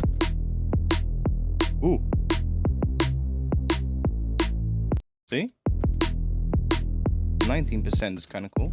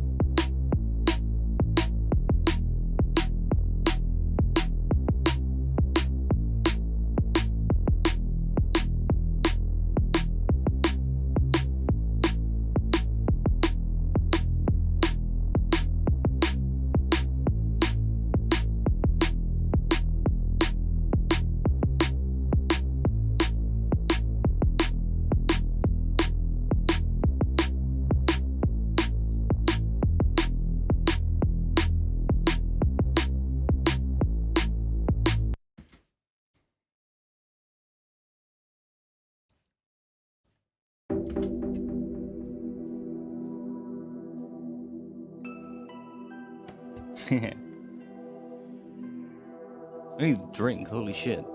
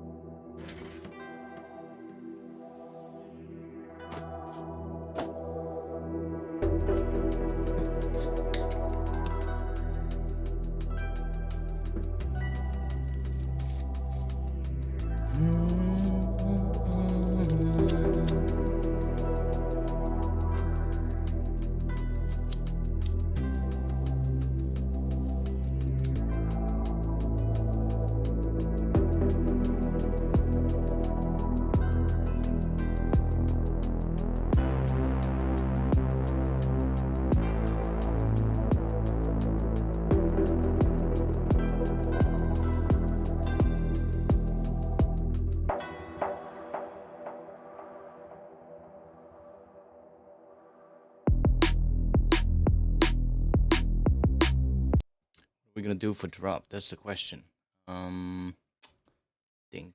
Think. I need a brainstorm moment. One moment. I'm quickly gonna move over to my speakers real quick, so the mic is gonna be muted, but that's just so I can get an idea. Let me quickly put this on repeat and listen to this on my speakers so I can see if that gives me a different idea. One moment. I'll be back after that.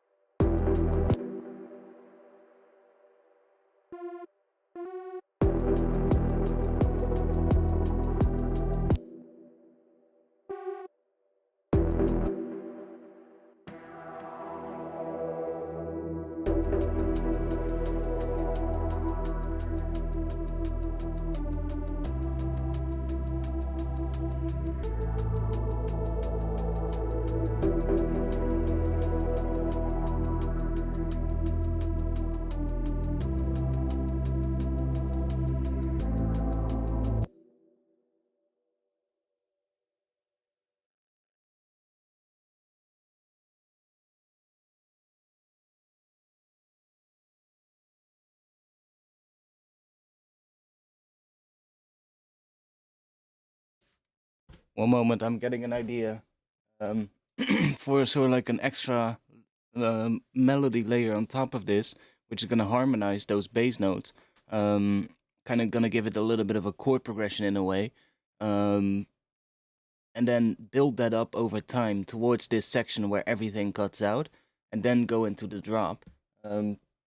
Reese time, yeah, I'm feeling like this could lead to something, so I'm gonna work on this real quick. I'm hearing this thing with a vocal layer, like a choir almost.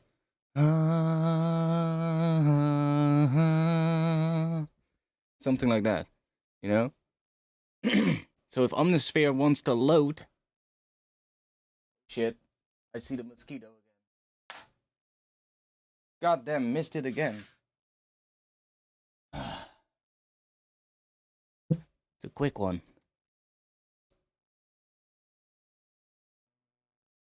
Let's just start for now with the traditional choice on this channel.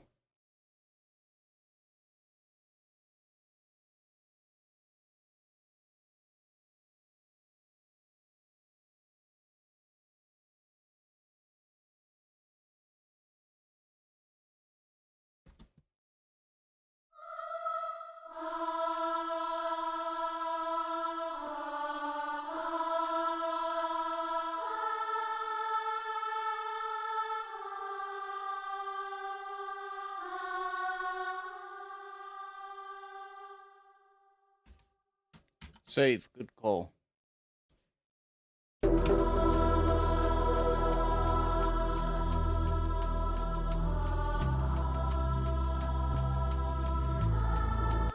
Oh no, no, no. What if we just do this?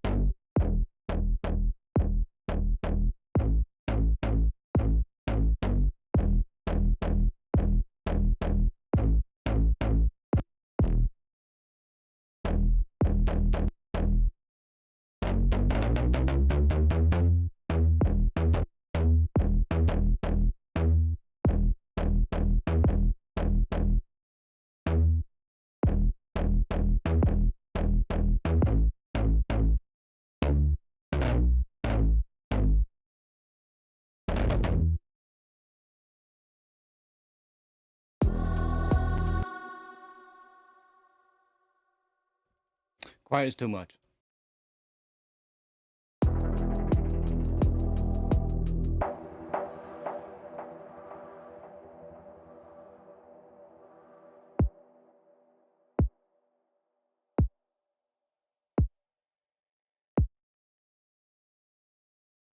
Ooh. Idea. Fuck, how am I gonna make that so quick so that I don't forget it? I just got a fucking boink light bulb moment. Don't forget it, please. Quick, patch. Detuned sauce with another one, like that. Bit of AM, like that. Put that an octave up. Do that, maybe. Just fucking distort it.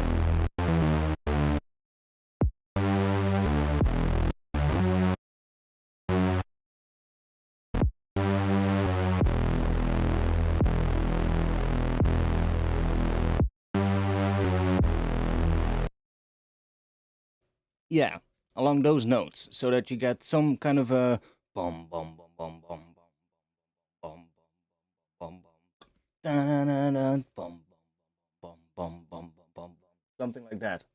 And then this one could be like a nice reece kind of thing, like a something like that that goes like bends a little in pitch and has like some, I don't know, some movement on it, some clear reece kind of like a little bit of a beating kind of sound. And then this one, that's going to be the hard one. Like, that's going to be a more rhythmic kind of thing, but I usually find those to be quite hard. Reeces are quite simple, in my opinion.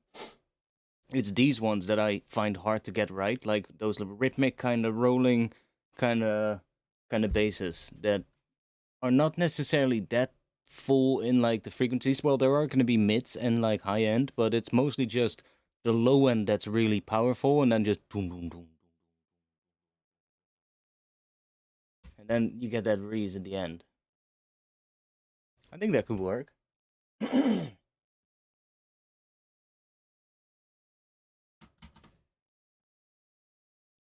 we need to make some good drums for it though, because we don't have any good drums.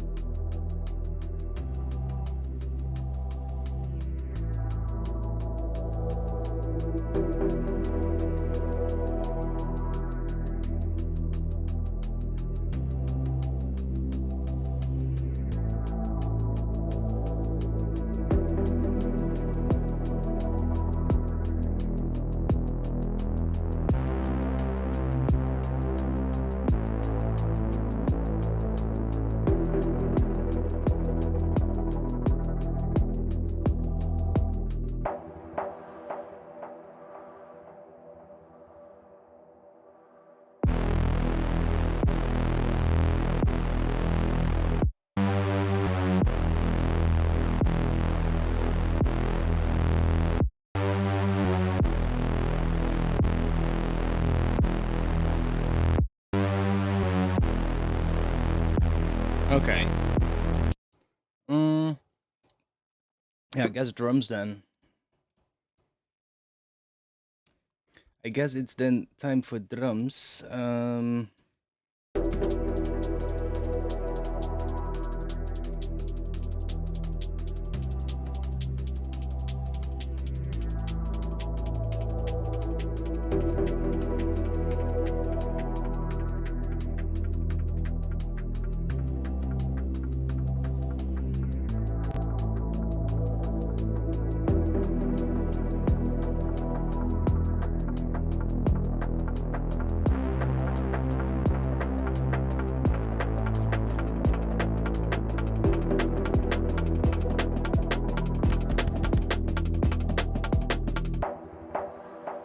Let's beef that up a little bit.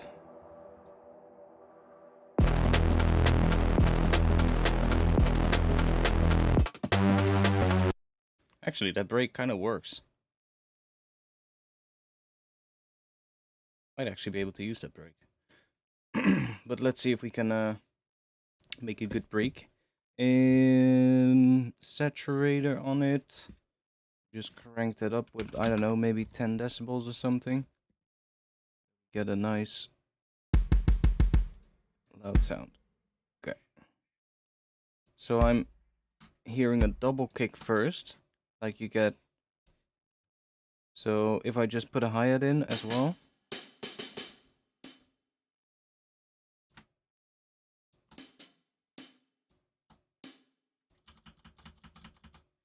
Let's do that. Let me actually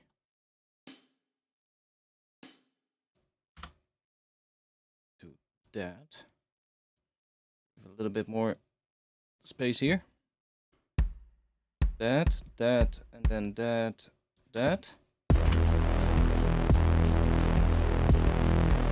Maybe even that.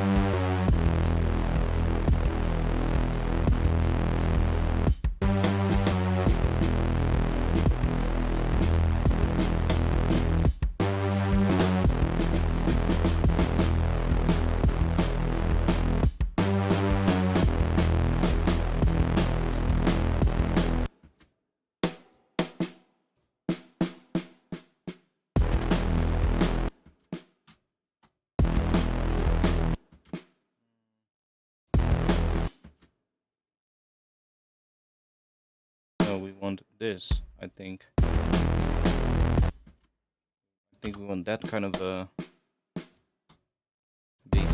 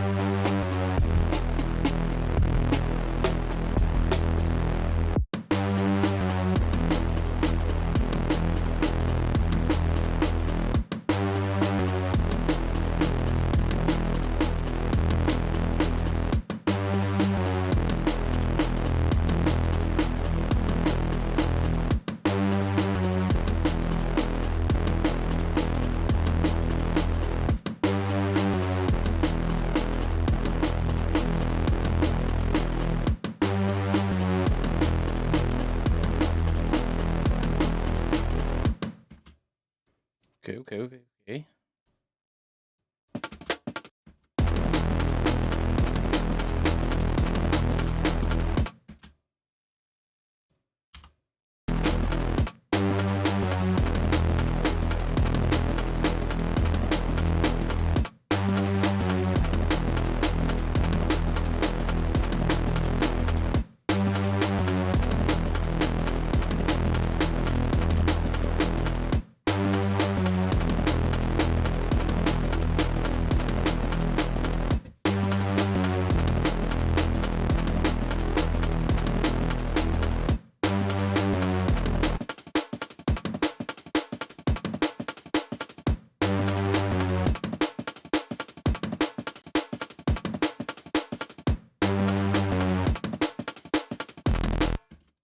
Actually, let me just copy this patch.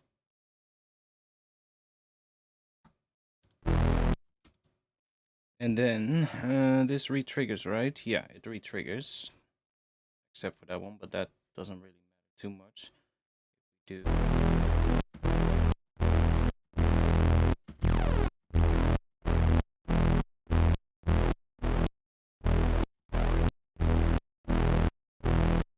now it re-triggers.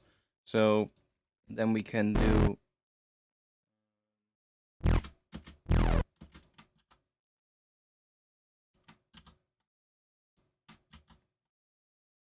like some kind of a pattern like this.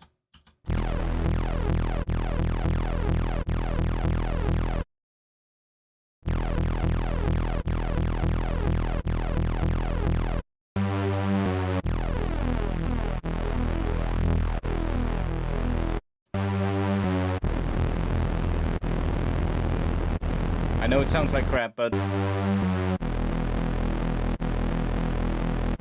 making them move apart a little bit, because they start all from the same position and they slowly drift apart, and by detuning, by putting that up all the way, you're speeding up the pitch movement, and that way they drift apart further and further, and then at some point they're so random that you don't really get that phasing anymore if you lock them. See? You don't really get that very nasty phasing where all the voices are like that nasty phasing that you can get a lot of times. Can you import sounds into Addictive Drums? No, you cannot.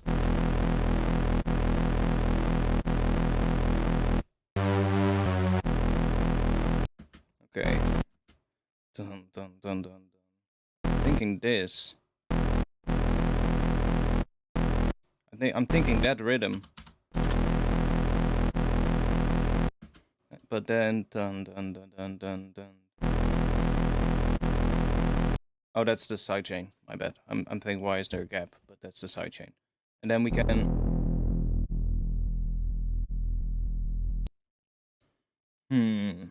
How are we gonna do this one? Probably not that much.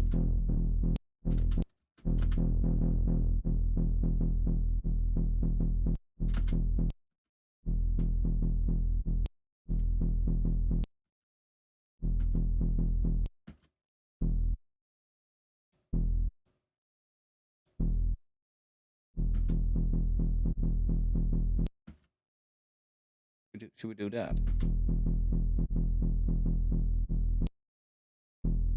Just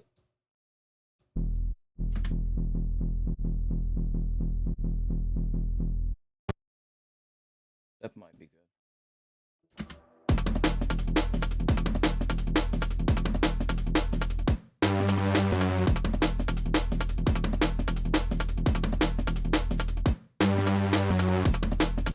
Obviously, we're gonna have to make it better and make the drums fit it, but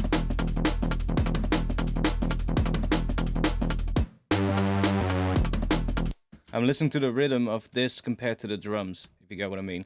Now I wanna listen to what it would sound like with a pattern more like that. Because that is gonna work a lot better with this pattern.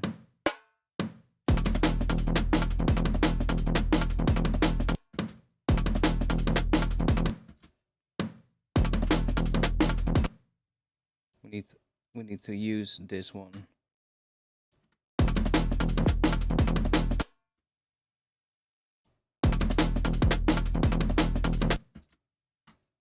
What are we gonna go for?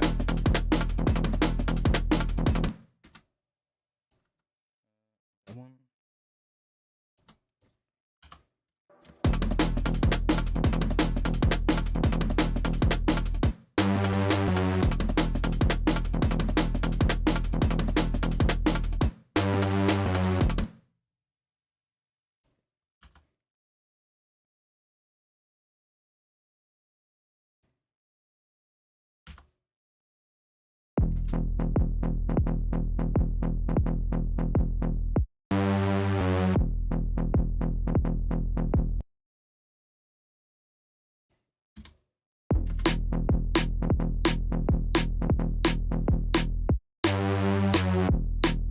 Yeah, that's totally gonna work with this pattern.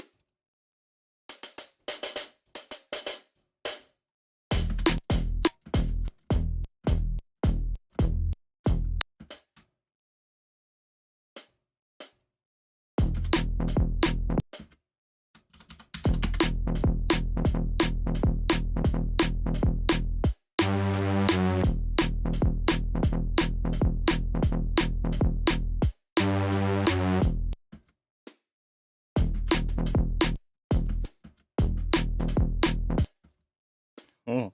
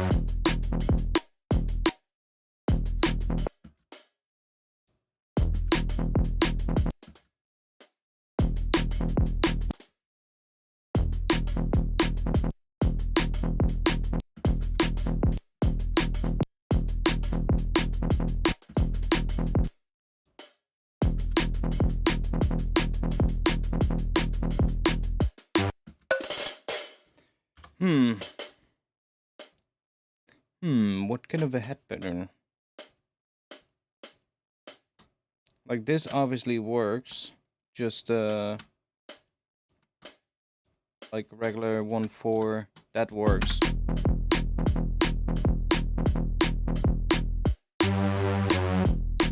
But it's not good enough, obviously.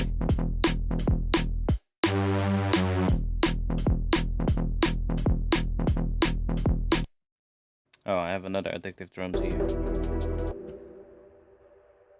Which is, if we lay it out.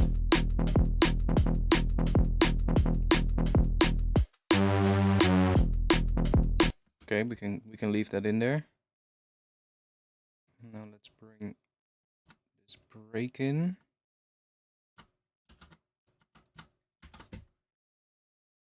And let's do. Okay, there we go.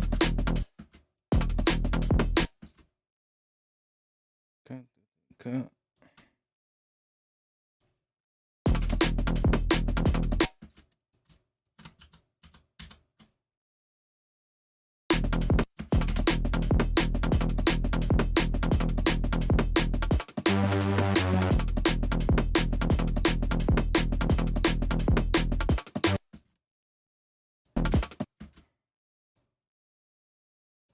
Done.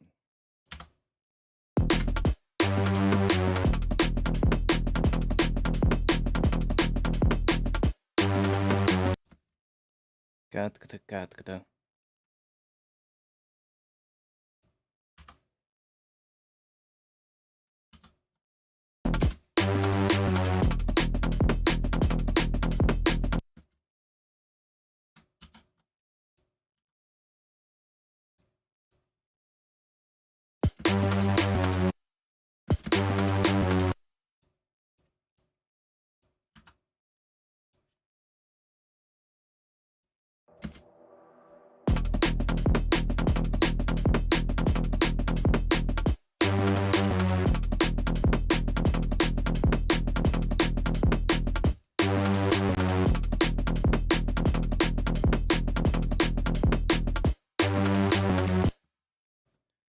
Kaboom.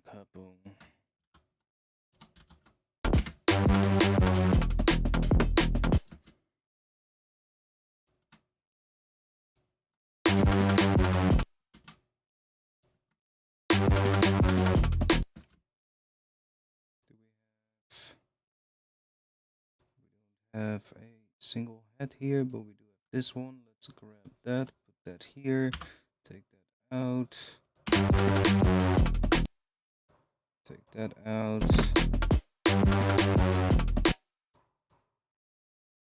You here, why are you there? Let's do that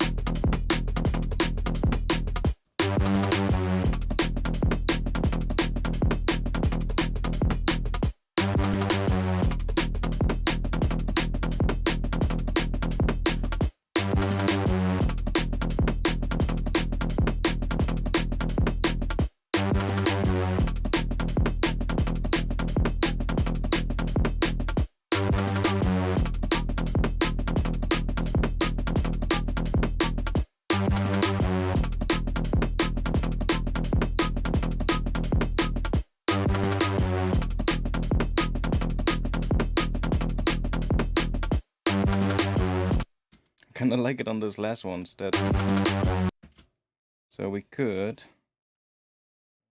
duplicate you, turn you off.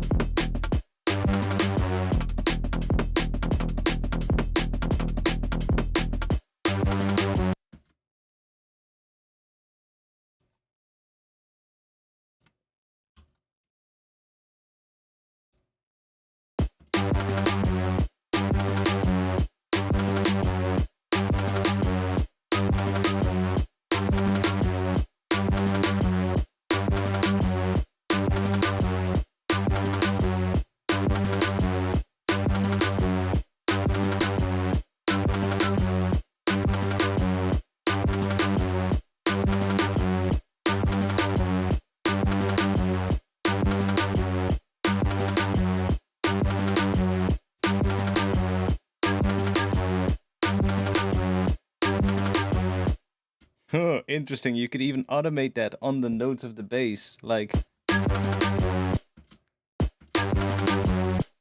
that's interesting. Ooh.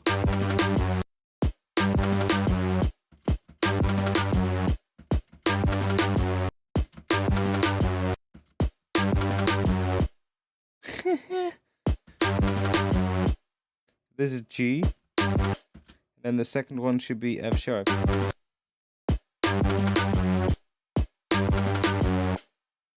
That's interesting.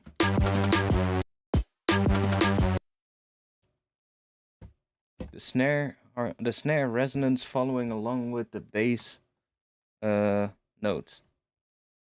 I mean, why not?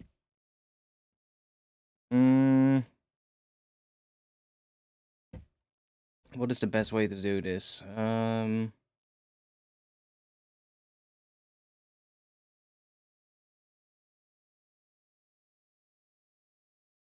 Is this also gonna record the MIDI? Yeah. For some reason I can't turn it off. That's since my new MIDI controller. I'm not sure why that is. Maybe it's because of that. No. Not sure.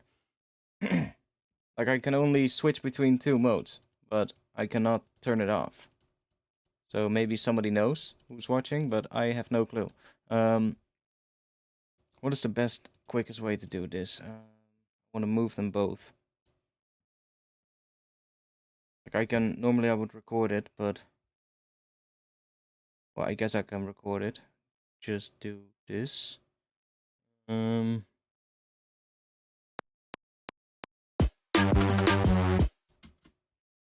Has it recorded that? No, because this is turned off.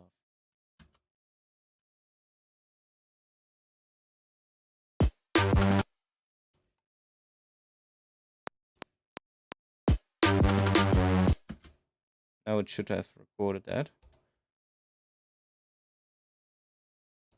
Yeah, so here we have the 2 frequencies.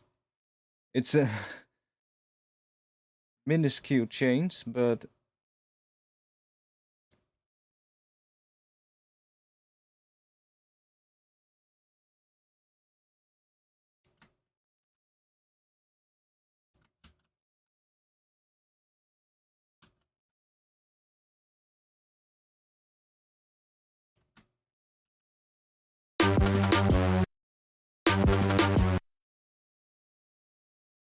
a little bit too far.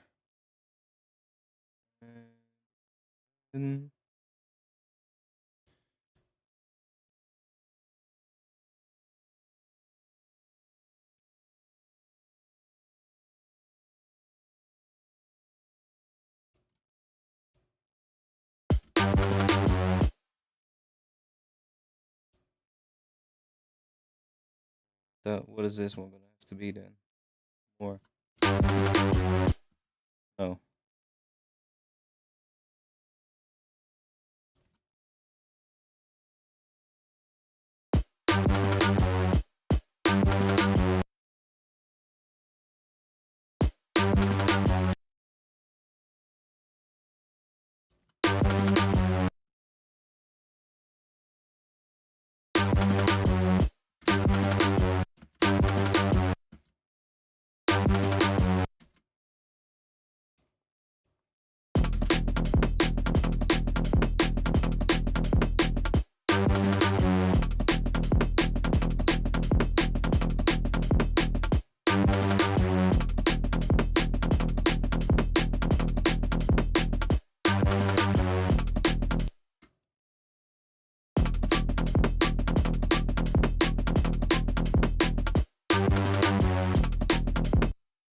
Okay, then this one should definitely have an E.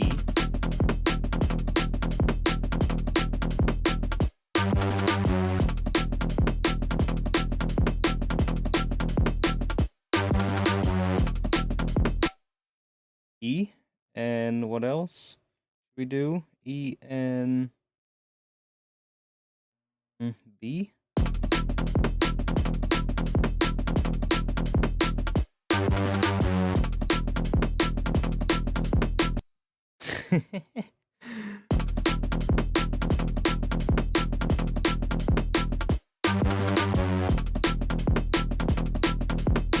That's so weird.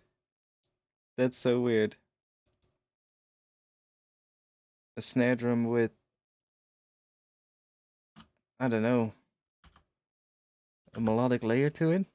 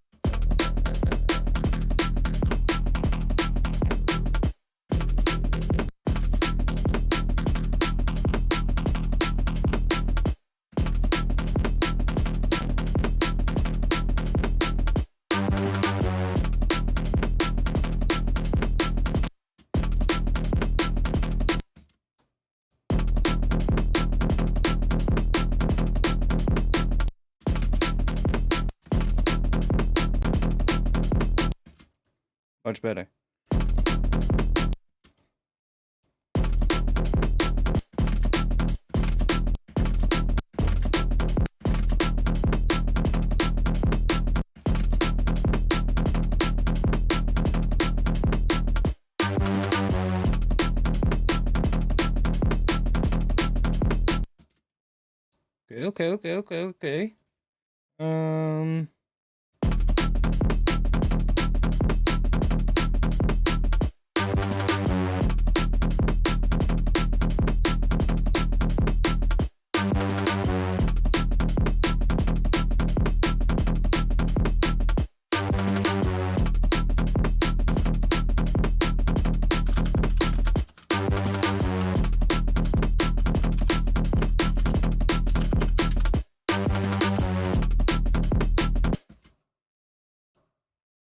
Okay. Okay.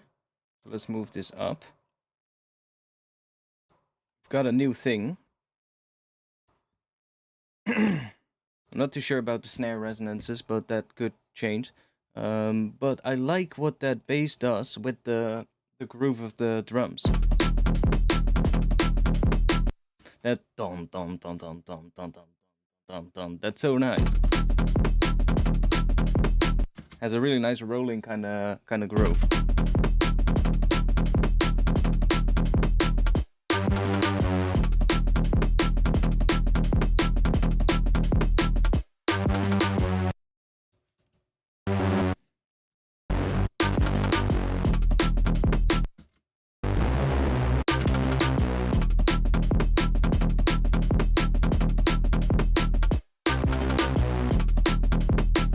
That could also be nice.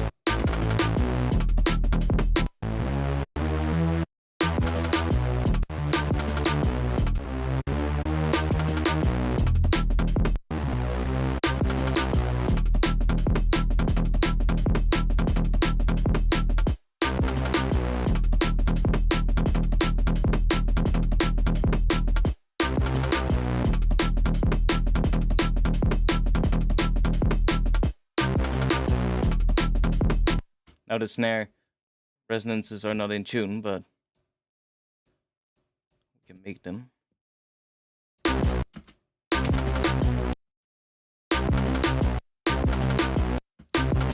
mean, they don't sound bad, but...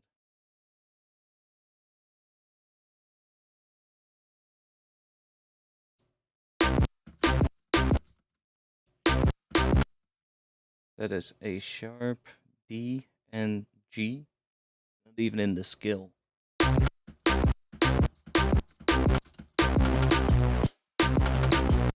Only the top note. Fuck it, I'll leave it. Okay, let's see if we can work with it. We should be able to.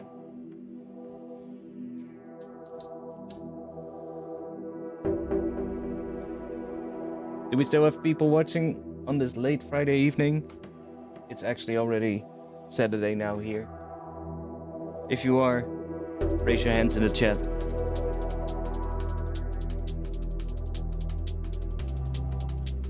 We're not done yet, don't worry.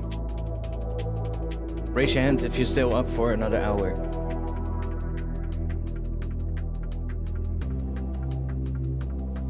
At least.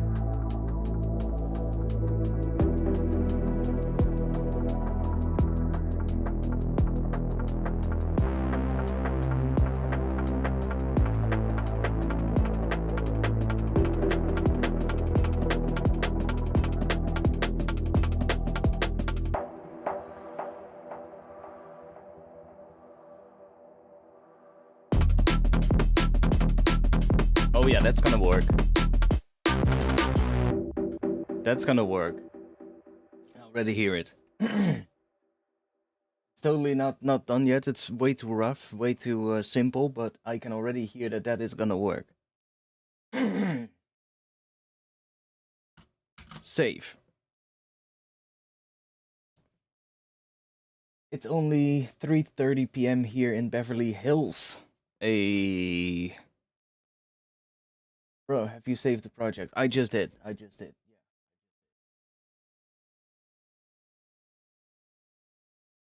Yeah. One moment, let me do a little stretch.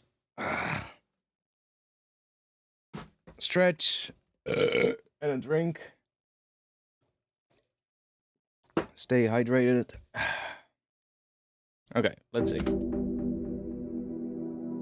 The drums I'm not entirely happy with yet in the intro as well. Like this break, it works, but I don't know. It's the sound of this break that I don't like for this track. I could try maybe fucking with it a bit. Ooh, let's see what happens if we put this thing on it.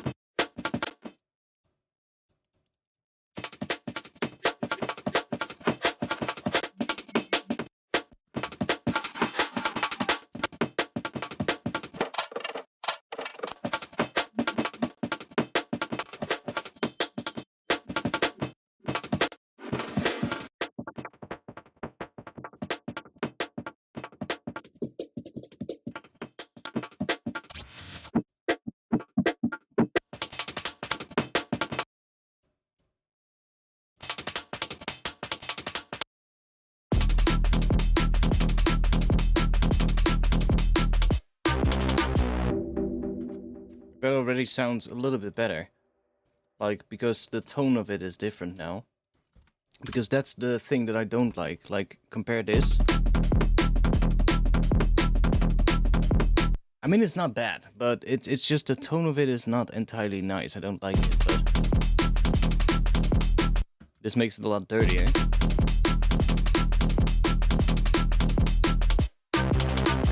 And immediately that sounds better. It's just two. So we just need to dirty this up mostly. I mean, there we go.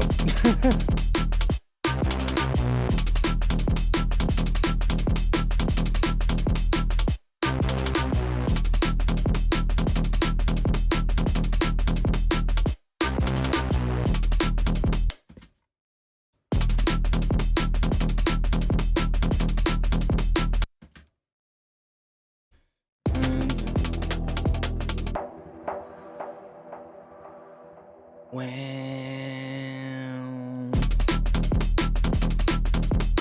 yeah, we need a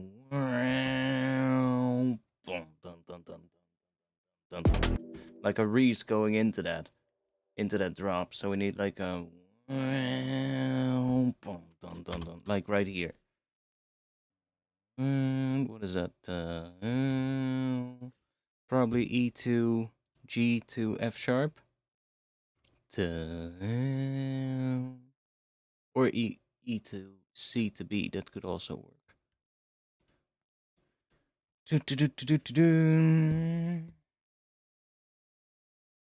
I actually made myself a nice patch for this because I do this so often where I set up a reece in Serum and I was like, I need to make a patch for that because it's so annoying if I keep doing that every single time from scratch. So we need C and then bending down.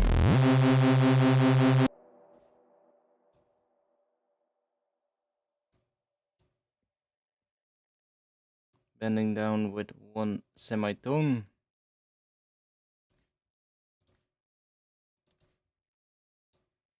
Wait, let me do this. Let me do this so we have the automation right here.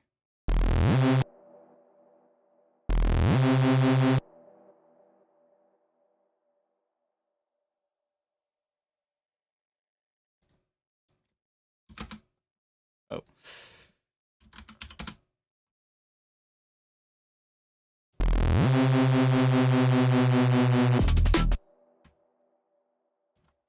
It's probably too long right now.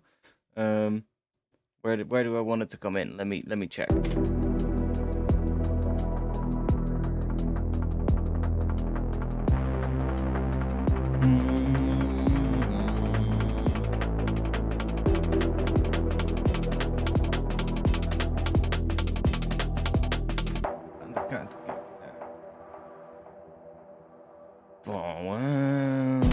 Yeah, there. So it needs to come in right around here. So we need this one here, and then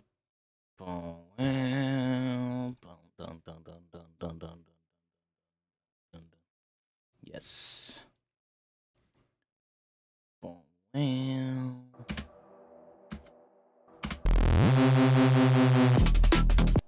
Right there. Actually, do this, and then I'm going to go into the serum, and let's leave this one at +1, and this one I'm gonna go to -12. Then I'm gonna go into the pitch bend here, and what I'm gonna go and do is do this, and then do that, and then up. And then what we can do is we can move this one to 0.5. God damn it. Now it looks a little weird, but this right here from 0.5 to here is an octave. Whereas this from here to here is one semitone. So See? We get that at the end. And then if we do maybe 2 octaves, we can sort of like start doing that. Then we need to sort of like time it right, and we need to work on that a bit so it works well.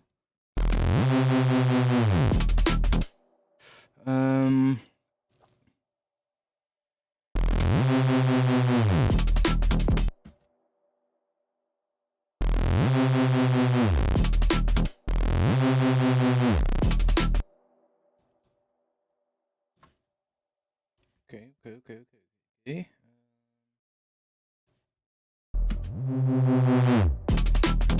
Yeah, that's what we need. We need like a filter closing down at the end there. Should end on the 4. No. It definitely should not end on the 4. It should end right on the first beat. We need like a filter basically. Just doing... then doing that at the end so that we get something like maybe... Wow.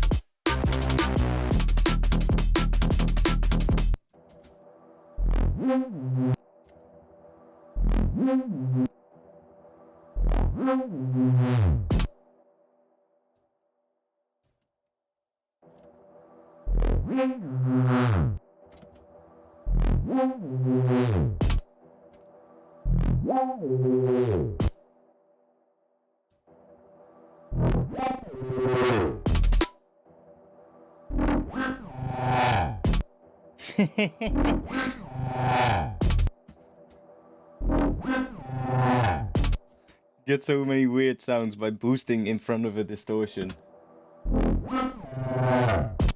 Get really weird shit.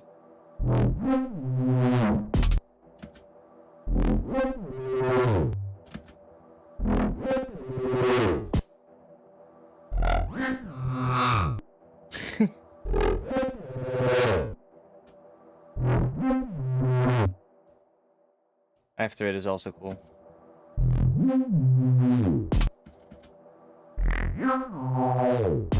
Then you got that kind of sound.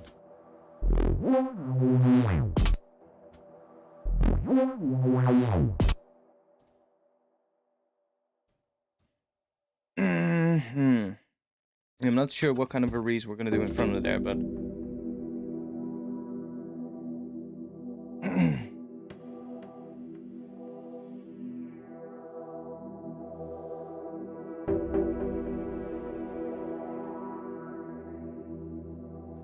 Probably we'll want to work a bit more on the drop first, and then we can always get that transition right later, you know?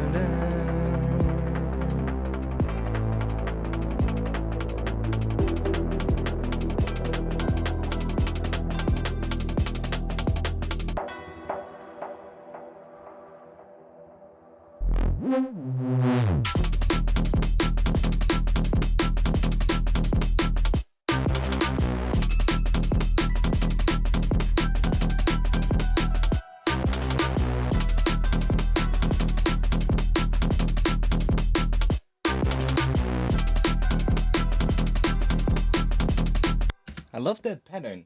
That pattern is so nice.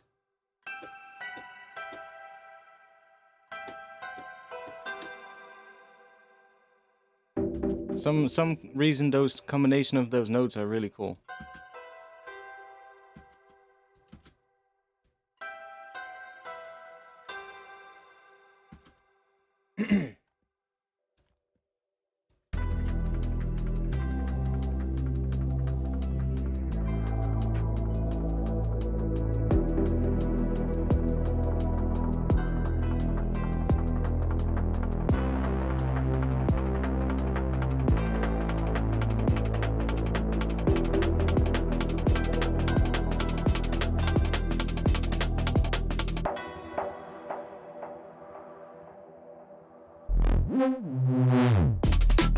Yeah, that reece is definitely not gonna cut it, but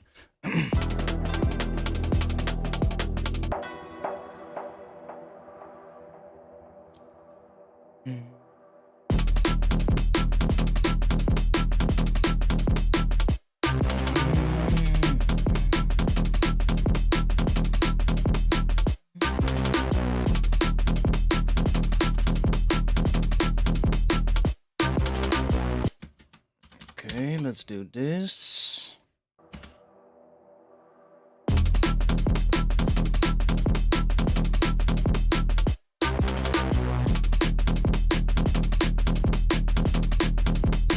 Oh, my bad. Let me copy this with the automation.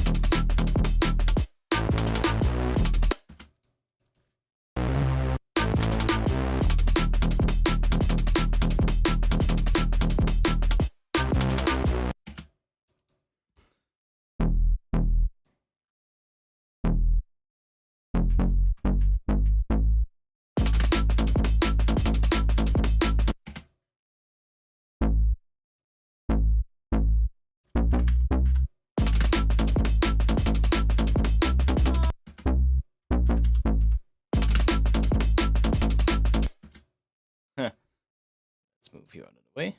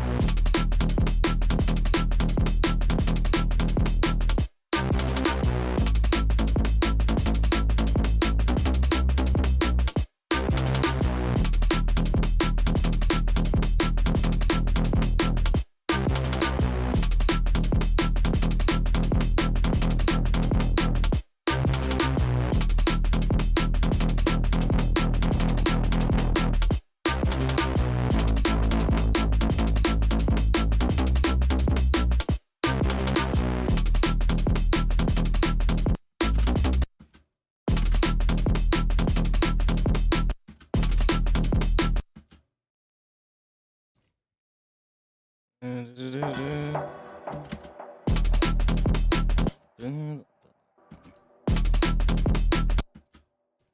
can do a little other thing.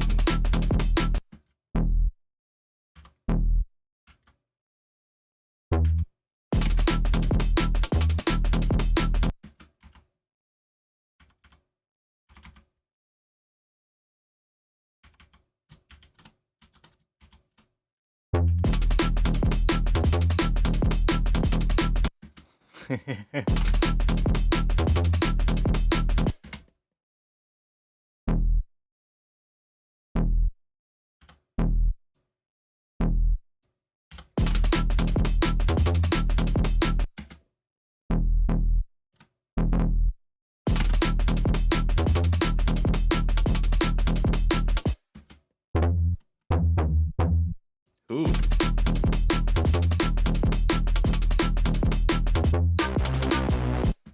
Ooh, that could be the B part.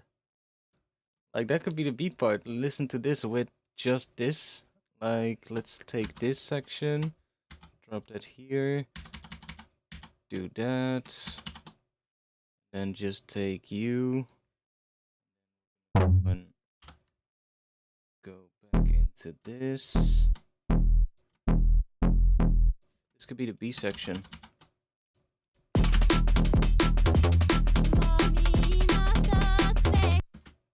We're gonna use that vocal as well, by the way. That's gonna fit.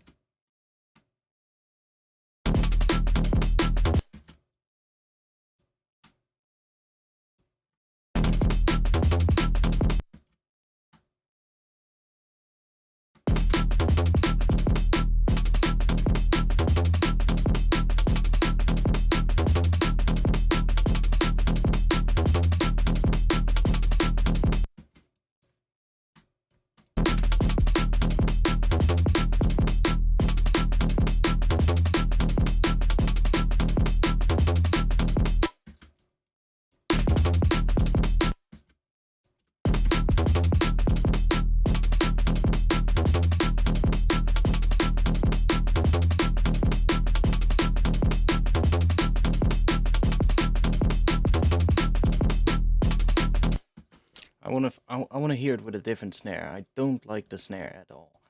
I'm just gonna grab a sampled snare real quick, just a nice sample, and see what we get if we do that. Drums, hits, snares. I've got a few that I made. Like that's one that I made. Ooh.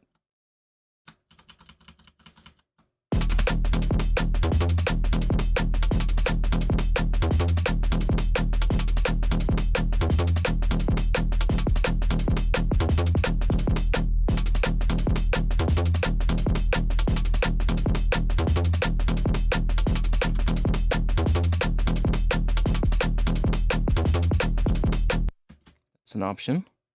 It's an option. So if this one is a bit more like a clap, but it's also pretty nice.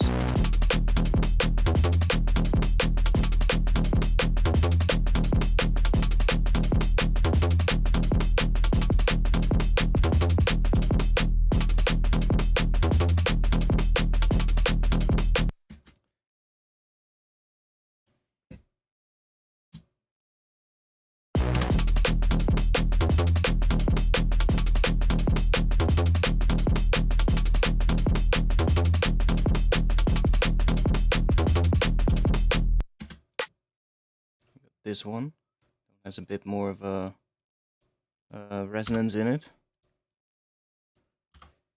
Also quite nice, by the way.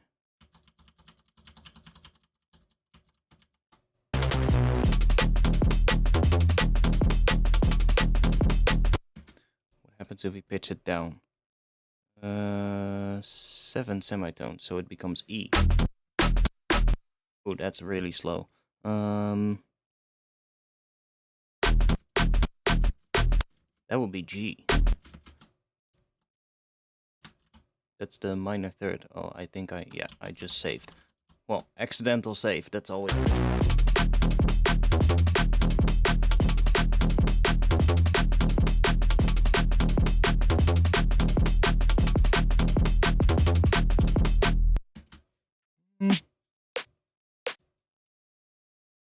Not entirely.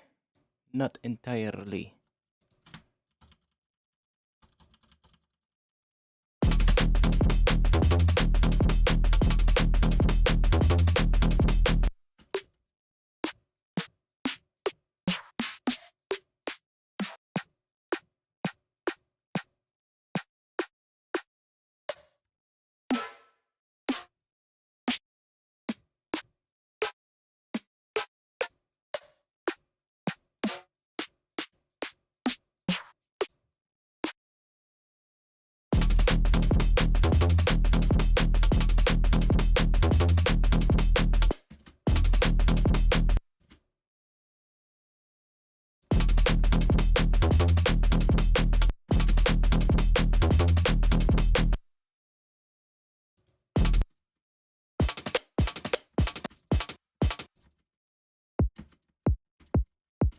Kick is a little simple maybe.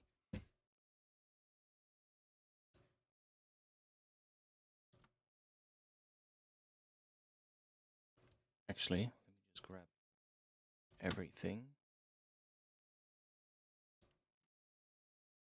Come on. You can do it.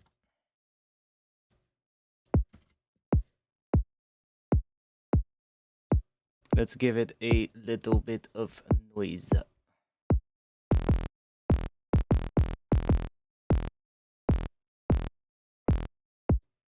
Oh, we don't even need to fucking do that. I just need to turn it off. We just want a little bit of noise.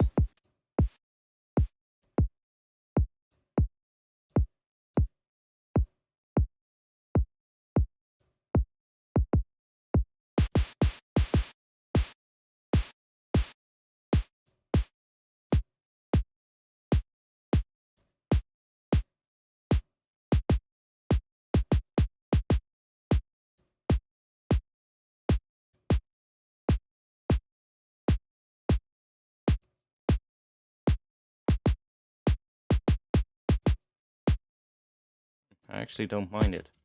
With always layering on the transient as well. Do you not stream on Twitch anymore? No. Restream did a little screw you move. Restream. Well, I mean, it's in a good right. I mean, I don't want to fucking bash them. Because they're in the good right to do it, but Restream decided to put a watermark on all free users' streams, and since I never paid for Restream, I was always using a free account. I now had a gigantic Restream watermark on top of my stream, and I can't get rid of it.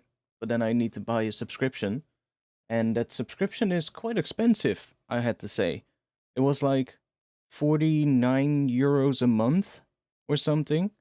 And I was like, for just getting rid of the watermark, because all the other things that I get, I don't use. So it's literally just, for me, at least, it's like, I'm just getting rid of the watermark for like 49 euros a month. And I was like, that's a bit much for just that. So for now, I am streaming to YouTube. I'm thinking about going for Streamlabs Prime, since I already use Streamlabs, right, for my streaming, and I then get all the extra sort of like features of Streamlabs Prime, and on top of that, Streamlabs also has multi-streaming now, so I can just do it through Streamlabs. And I think their subscription is cheaper for a month, so I think it's more like, I think it's like 18 euros a month or something, which is a lot more Well, it's a lot, you know, I already have so many subscriptions a month that I pay for, right? So it's like I don't want to get another subscription, at least not one of like 50 euros a month. That's like, sorry, please don't. I would rather not, you know. So yeah, it's like for now I'm just doing YouTube, and then we'll see what I'll do.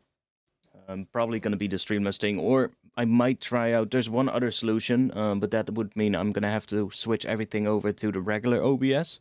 But then I'm gonna have to do, well, it's gonna be a little bit annoying with getting everything from Streamlabs integrated in the regular OBS. Like, why would you do that if you have the Streamlabs OBS software, where everything is already integrated, right? So, because in the original OBS you can there's like some kind of a plugin that you can use to do multi-streaming with, which is like some open source plugin or something. I think it's made by a Japanese person. And you just use that and you can stream to multiple streaming platforms, but I'm not entirely sure. I haven't tried it. And I know, like, in Streamlabs it works pretty simple, so might as well do that. But yeah, for now we're just on YouTube. It sucks, but hey, you know.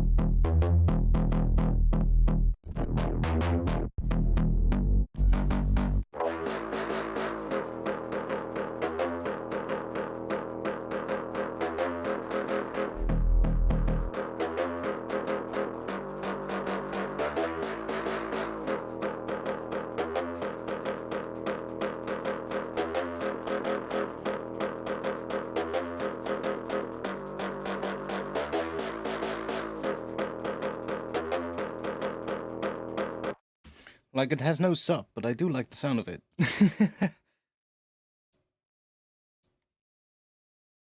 If we quickly try out this.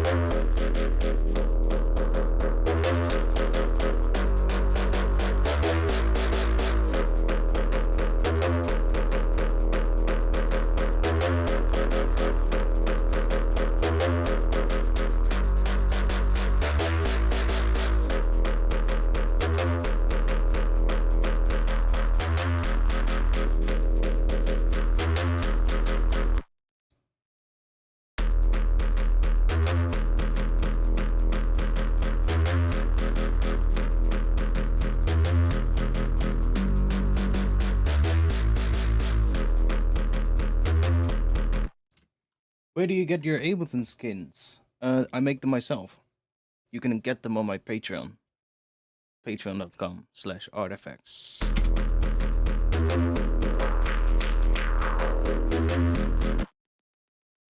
It's a little bit much, but...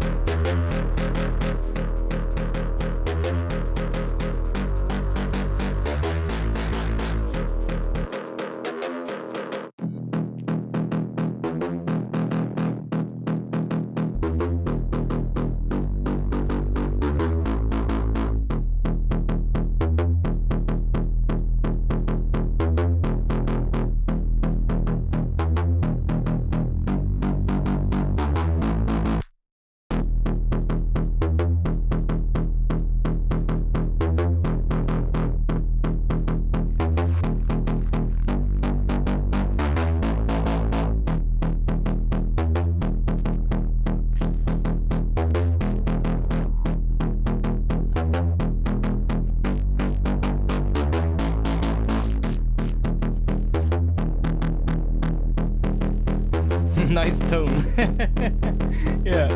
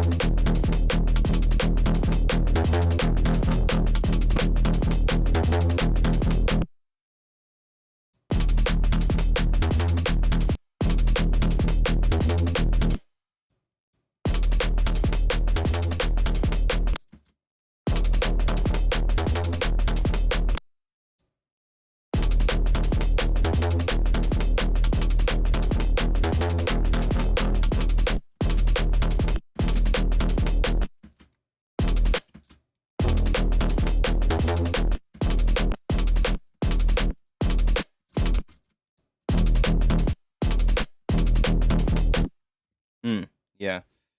Let's see. Oh, this one is now also completely fucked.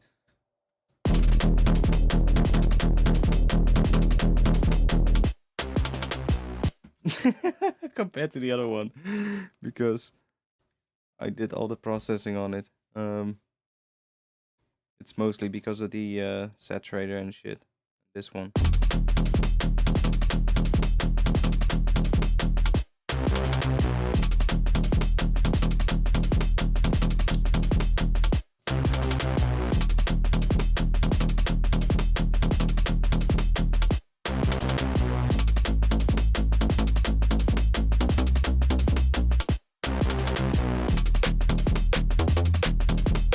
Okay, that snare is definitely better. Oh, we didn't even hear a snare right here. Which is better?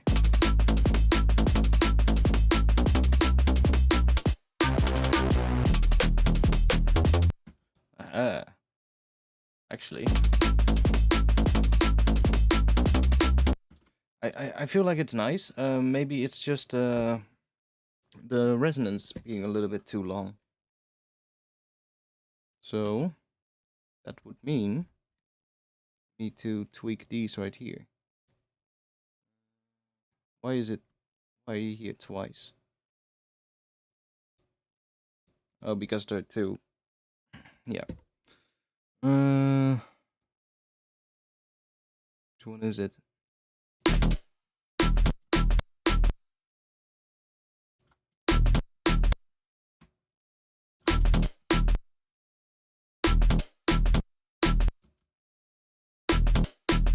That one.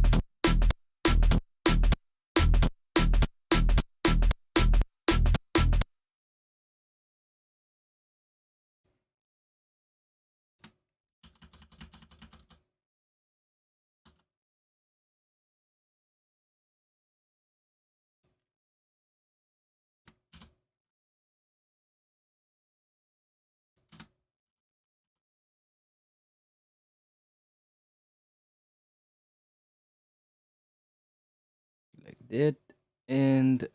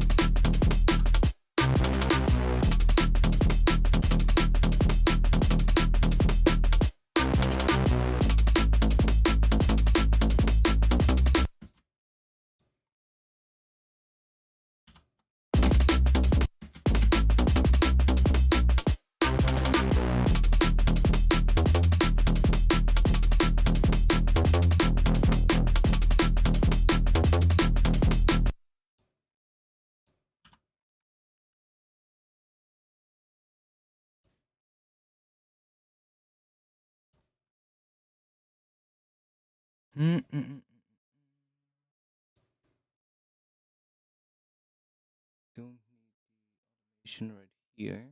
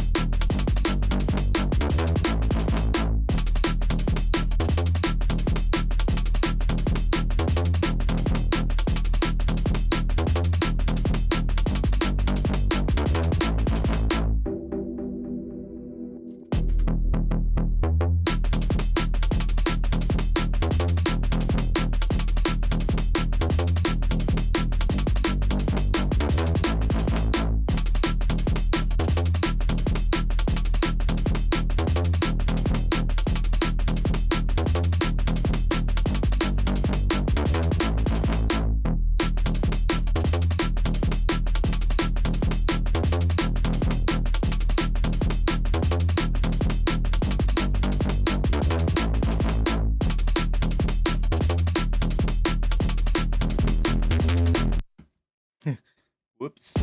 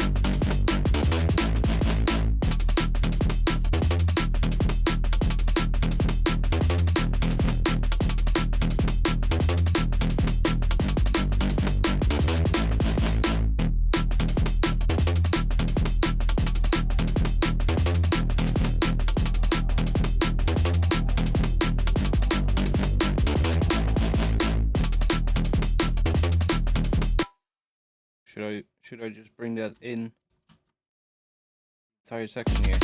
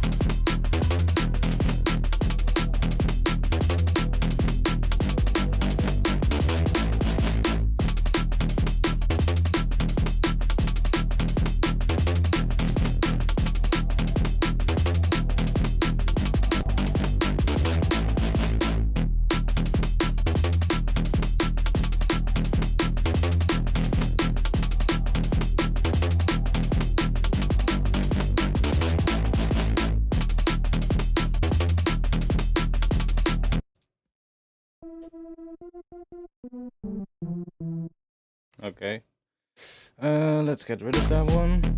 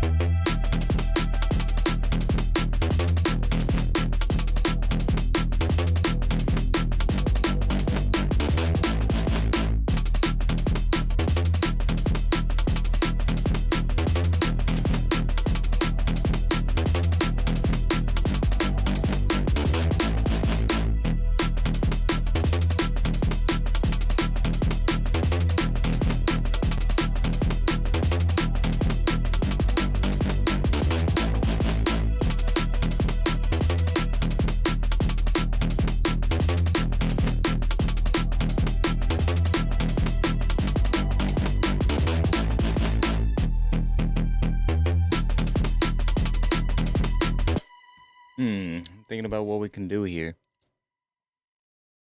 What we can do on top of this. Let's grab an atmosphere. See if we can find some sound in there.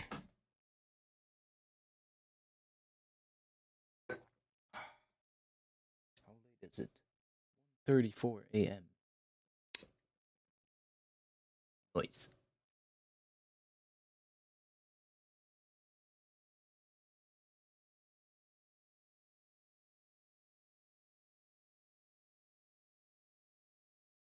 If Omnisphere wants to open, of course, that is.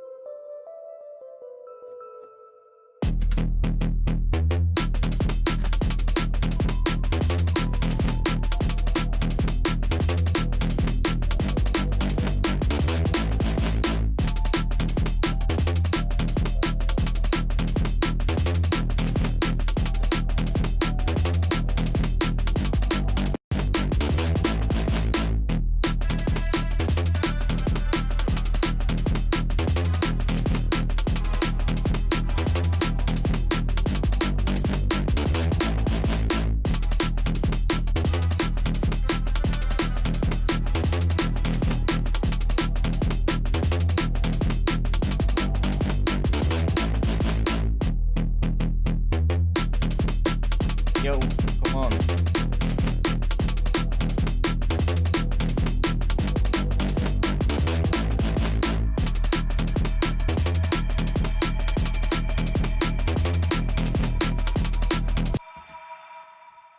No.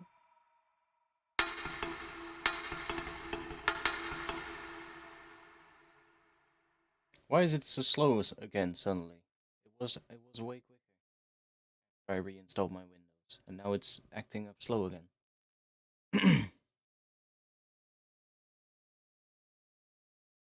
See? Like really slow.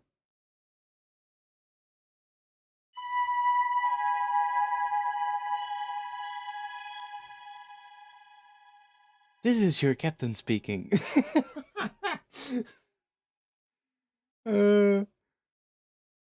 What is nice?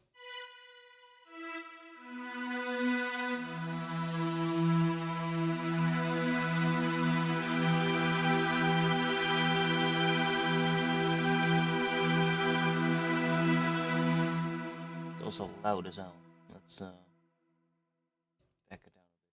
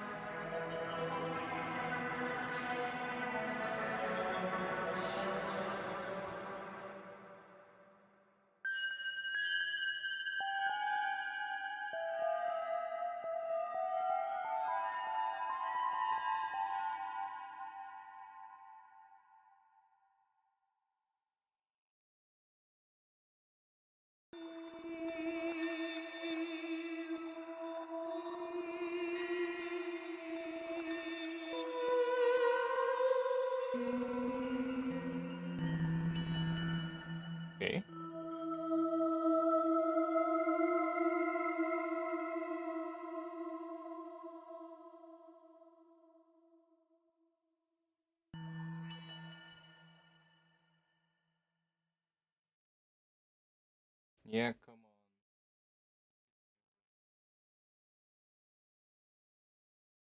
Jesus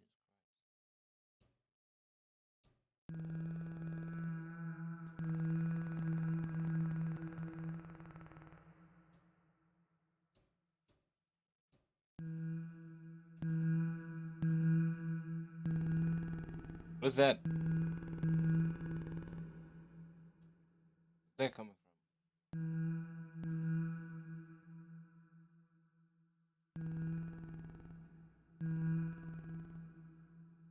This.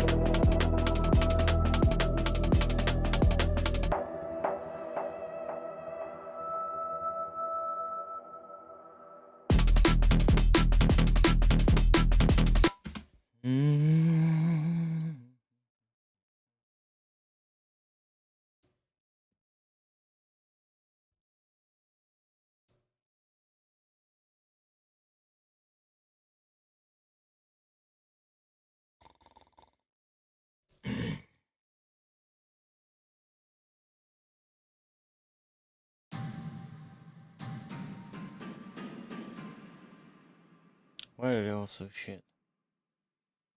Why do they all have 5 stars if they sound like that?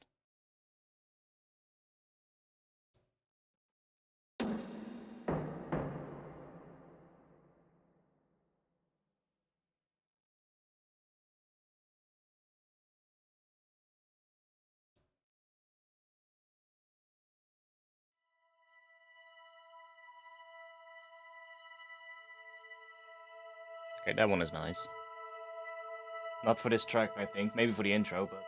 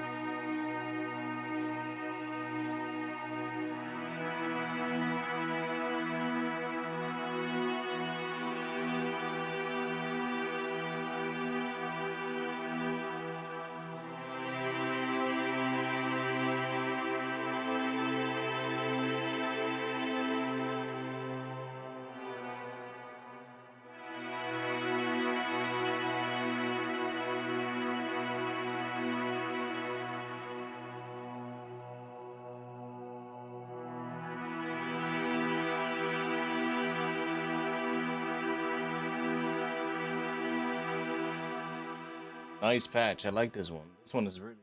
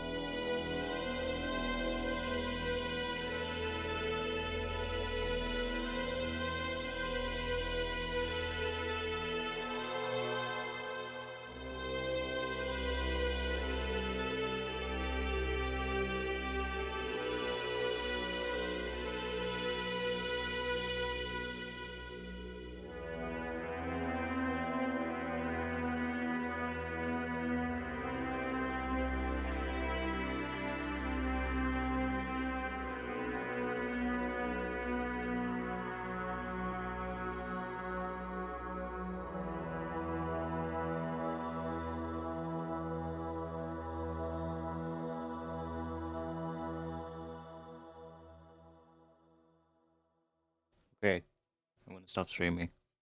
Like this patch though.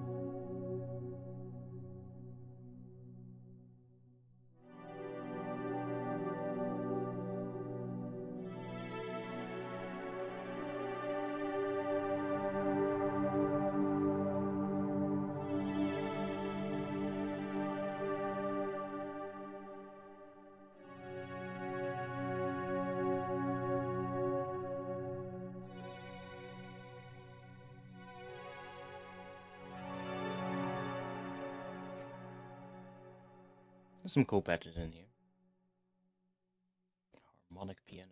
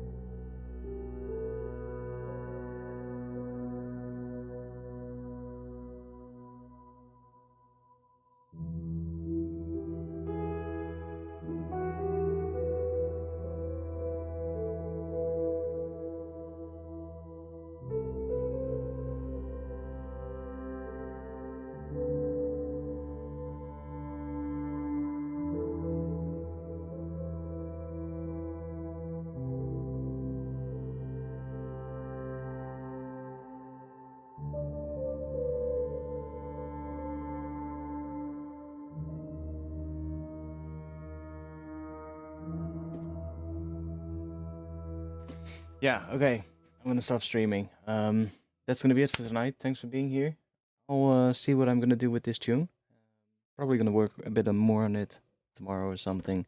Um, and I'll see if I like it or not. I need to sleep on it and see if I like it. I'll play this while it ends, and then that will be the end of the stream. So thanks for being here. Yo, Lumina, welcome back. But sorry. Yeah, it's 2 a.m. So it's about time I stop. Thanks, anyways, for everybody here who's been here. I'll be in the Discord after the stream as well. So if you want to join the Discord, then join using the link that should be in the chat right now. But I'm just gonna post this in the chat. So that'll pop up in the chat in just a bit. And if you want to help support the streams, then you can support me on Patreon using the link in the chat as well. Time zones are completely different. Yeah, that could be the case. Could be the case. Central Europe gang. Central Europe gang. It's 2 a.m. So yeah. Anyways, thanks for being here. Hope you liked it. It was more productive than than last week's stream, so that was good. Last week wasn't that productive. I after last week's stream, I was done and I was like, oh man, that stream sucked. You know, it was such a horrible feeling last week. I was just done streaming and I just didn't like at all how it turned out. I was like, man, I hope next week is gonna go better. But thankfully it did. Thankfully it did. So at least we didn't. That's a good thing because otherwise, you know, don't want to get back into a cycle of writer's block like sometimes happens. And I was already kind of dreading it for tonight. I was like, oh boy, better not be like just like last week, you know, because every now and then you get that. And last week wasn't that good, and the one before it wasn't really that nice either. I think either that one before it or one before that. I had a couple in a row where a couple in 1 month where I just didn't like how the stream ended up. So it was like, oh no, are we gonna get one of those phases again? But no, thankfully not. This one was a lot better. So thanks. I'll be back next week on Friday, 8:30 p.m. Amsterdam time. I'll also check out if I have some extra time this upcoming weekend, maybe the upcoming week. I don't know what my work schedule is the upcoming week. I need to check. I need to work on Monday. I know that for sure because it's Easter and I need to work. But I'll check. If I have some more time, I'll stream during the week as well, and I'll let you guys know. I'm also gonna be posting a couple of videos on my Patreon upcoming weekend. Well, this weekend probably. I currently working on the first one, and it's basically going to be a series of videos that I'm gonna be posting on YouTube, and they're gonna be available on Patreon first. So they'll be available on Patreon to everybody that's subbing there, and then I don't know when they're gonna come out on YouTube, but we'll see when that's gonna happen.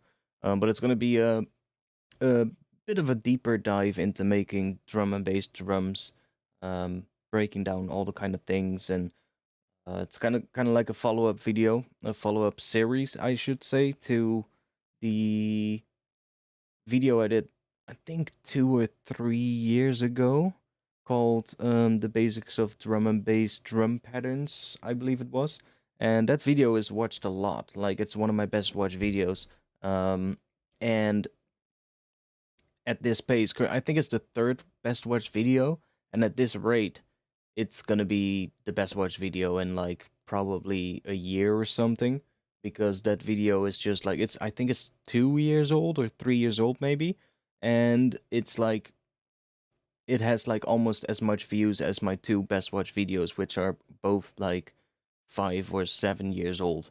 So it's like what it's like almost on the same level now as the other two videos. So it's probably gonna be the best watched video on my channel soon. And this is kind of like a follow up to that. It's kind of like everybody asked me on that video as well, like could you do a follow-up with like more advanced look into drums and stuff like that? I'm like, I guess I could. So I'm working on that. Anyways, that's gonna be it. I'll see you guys soon. Peace.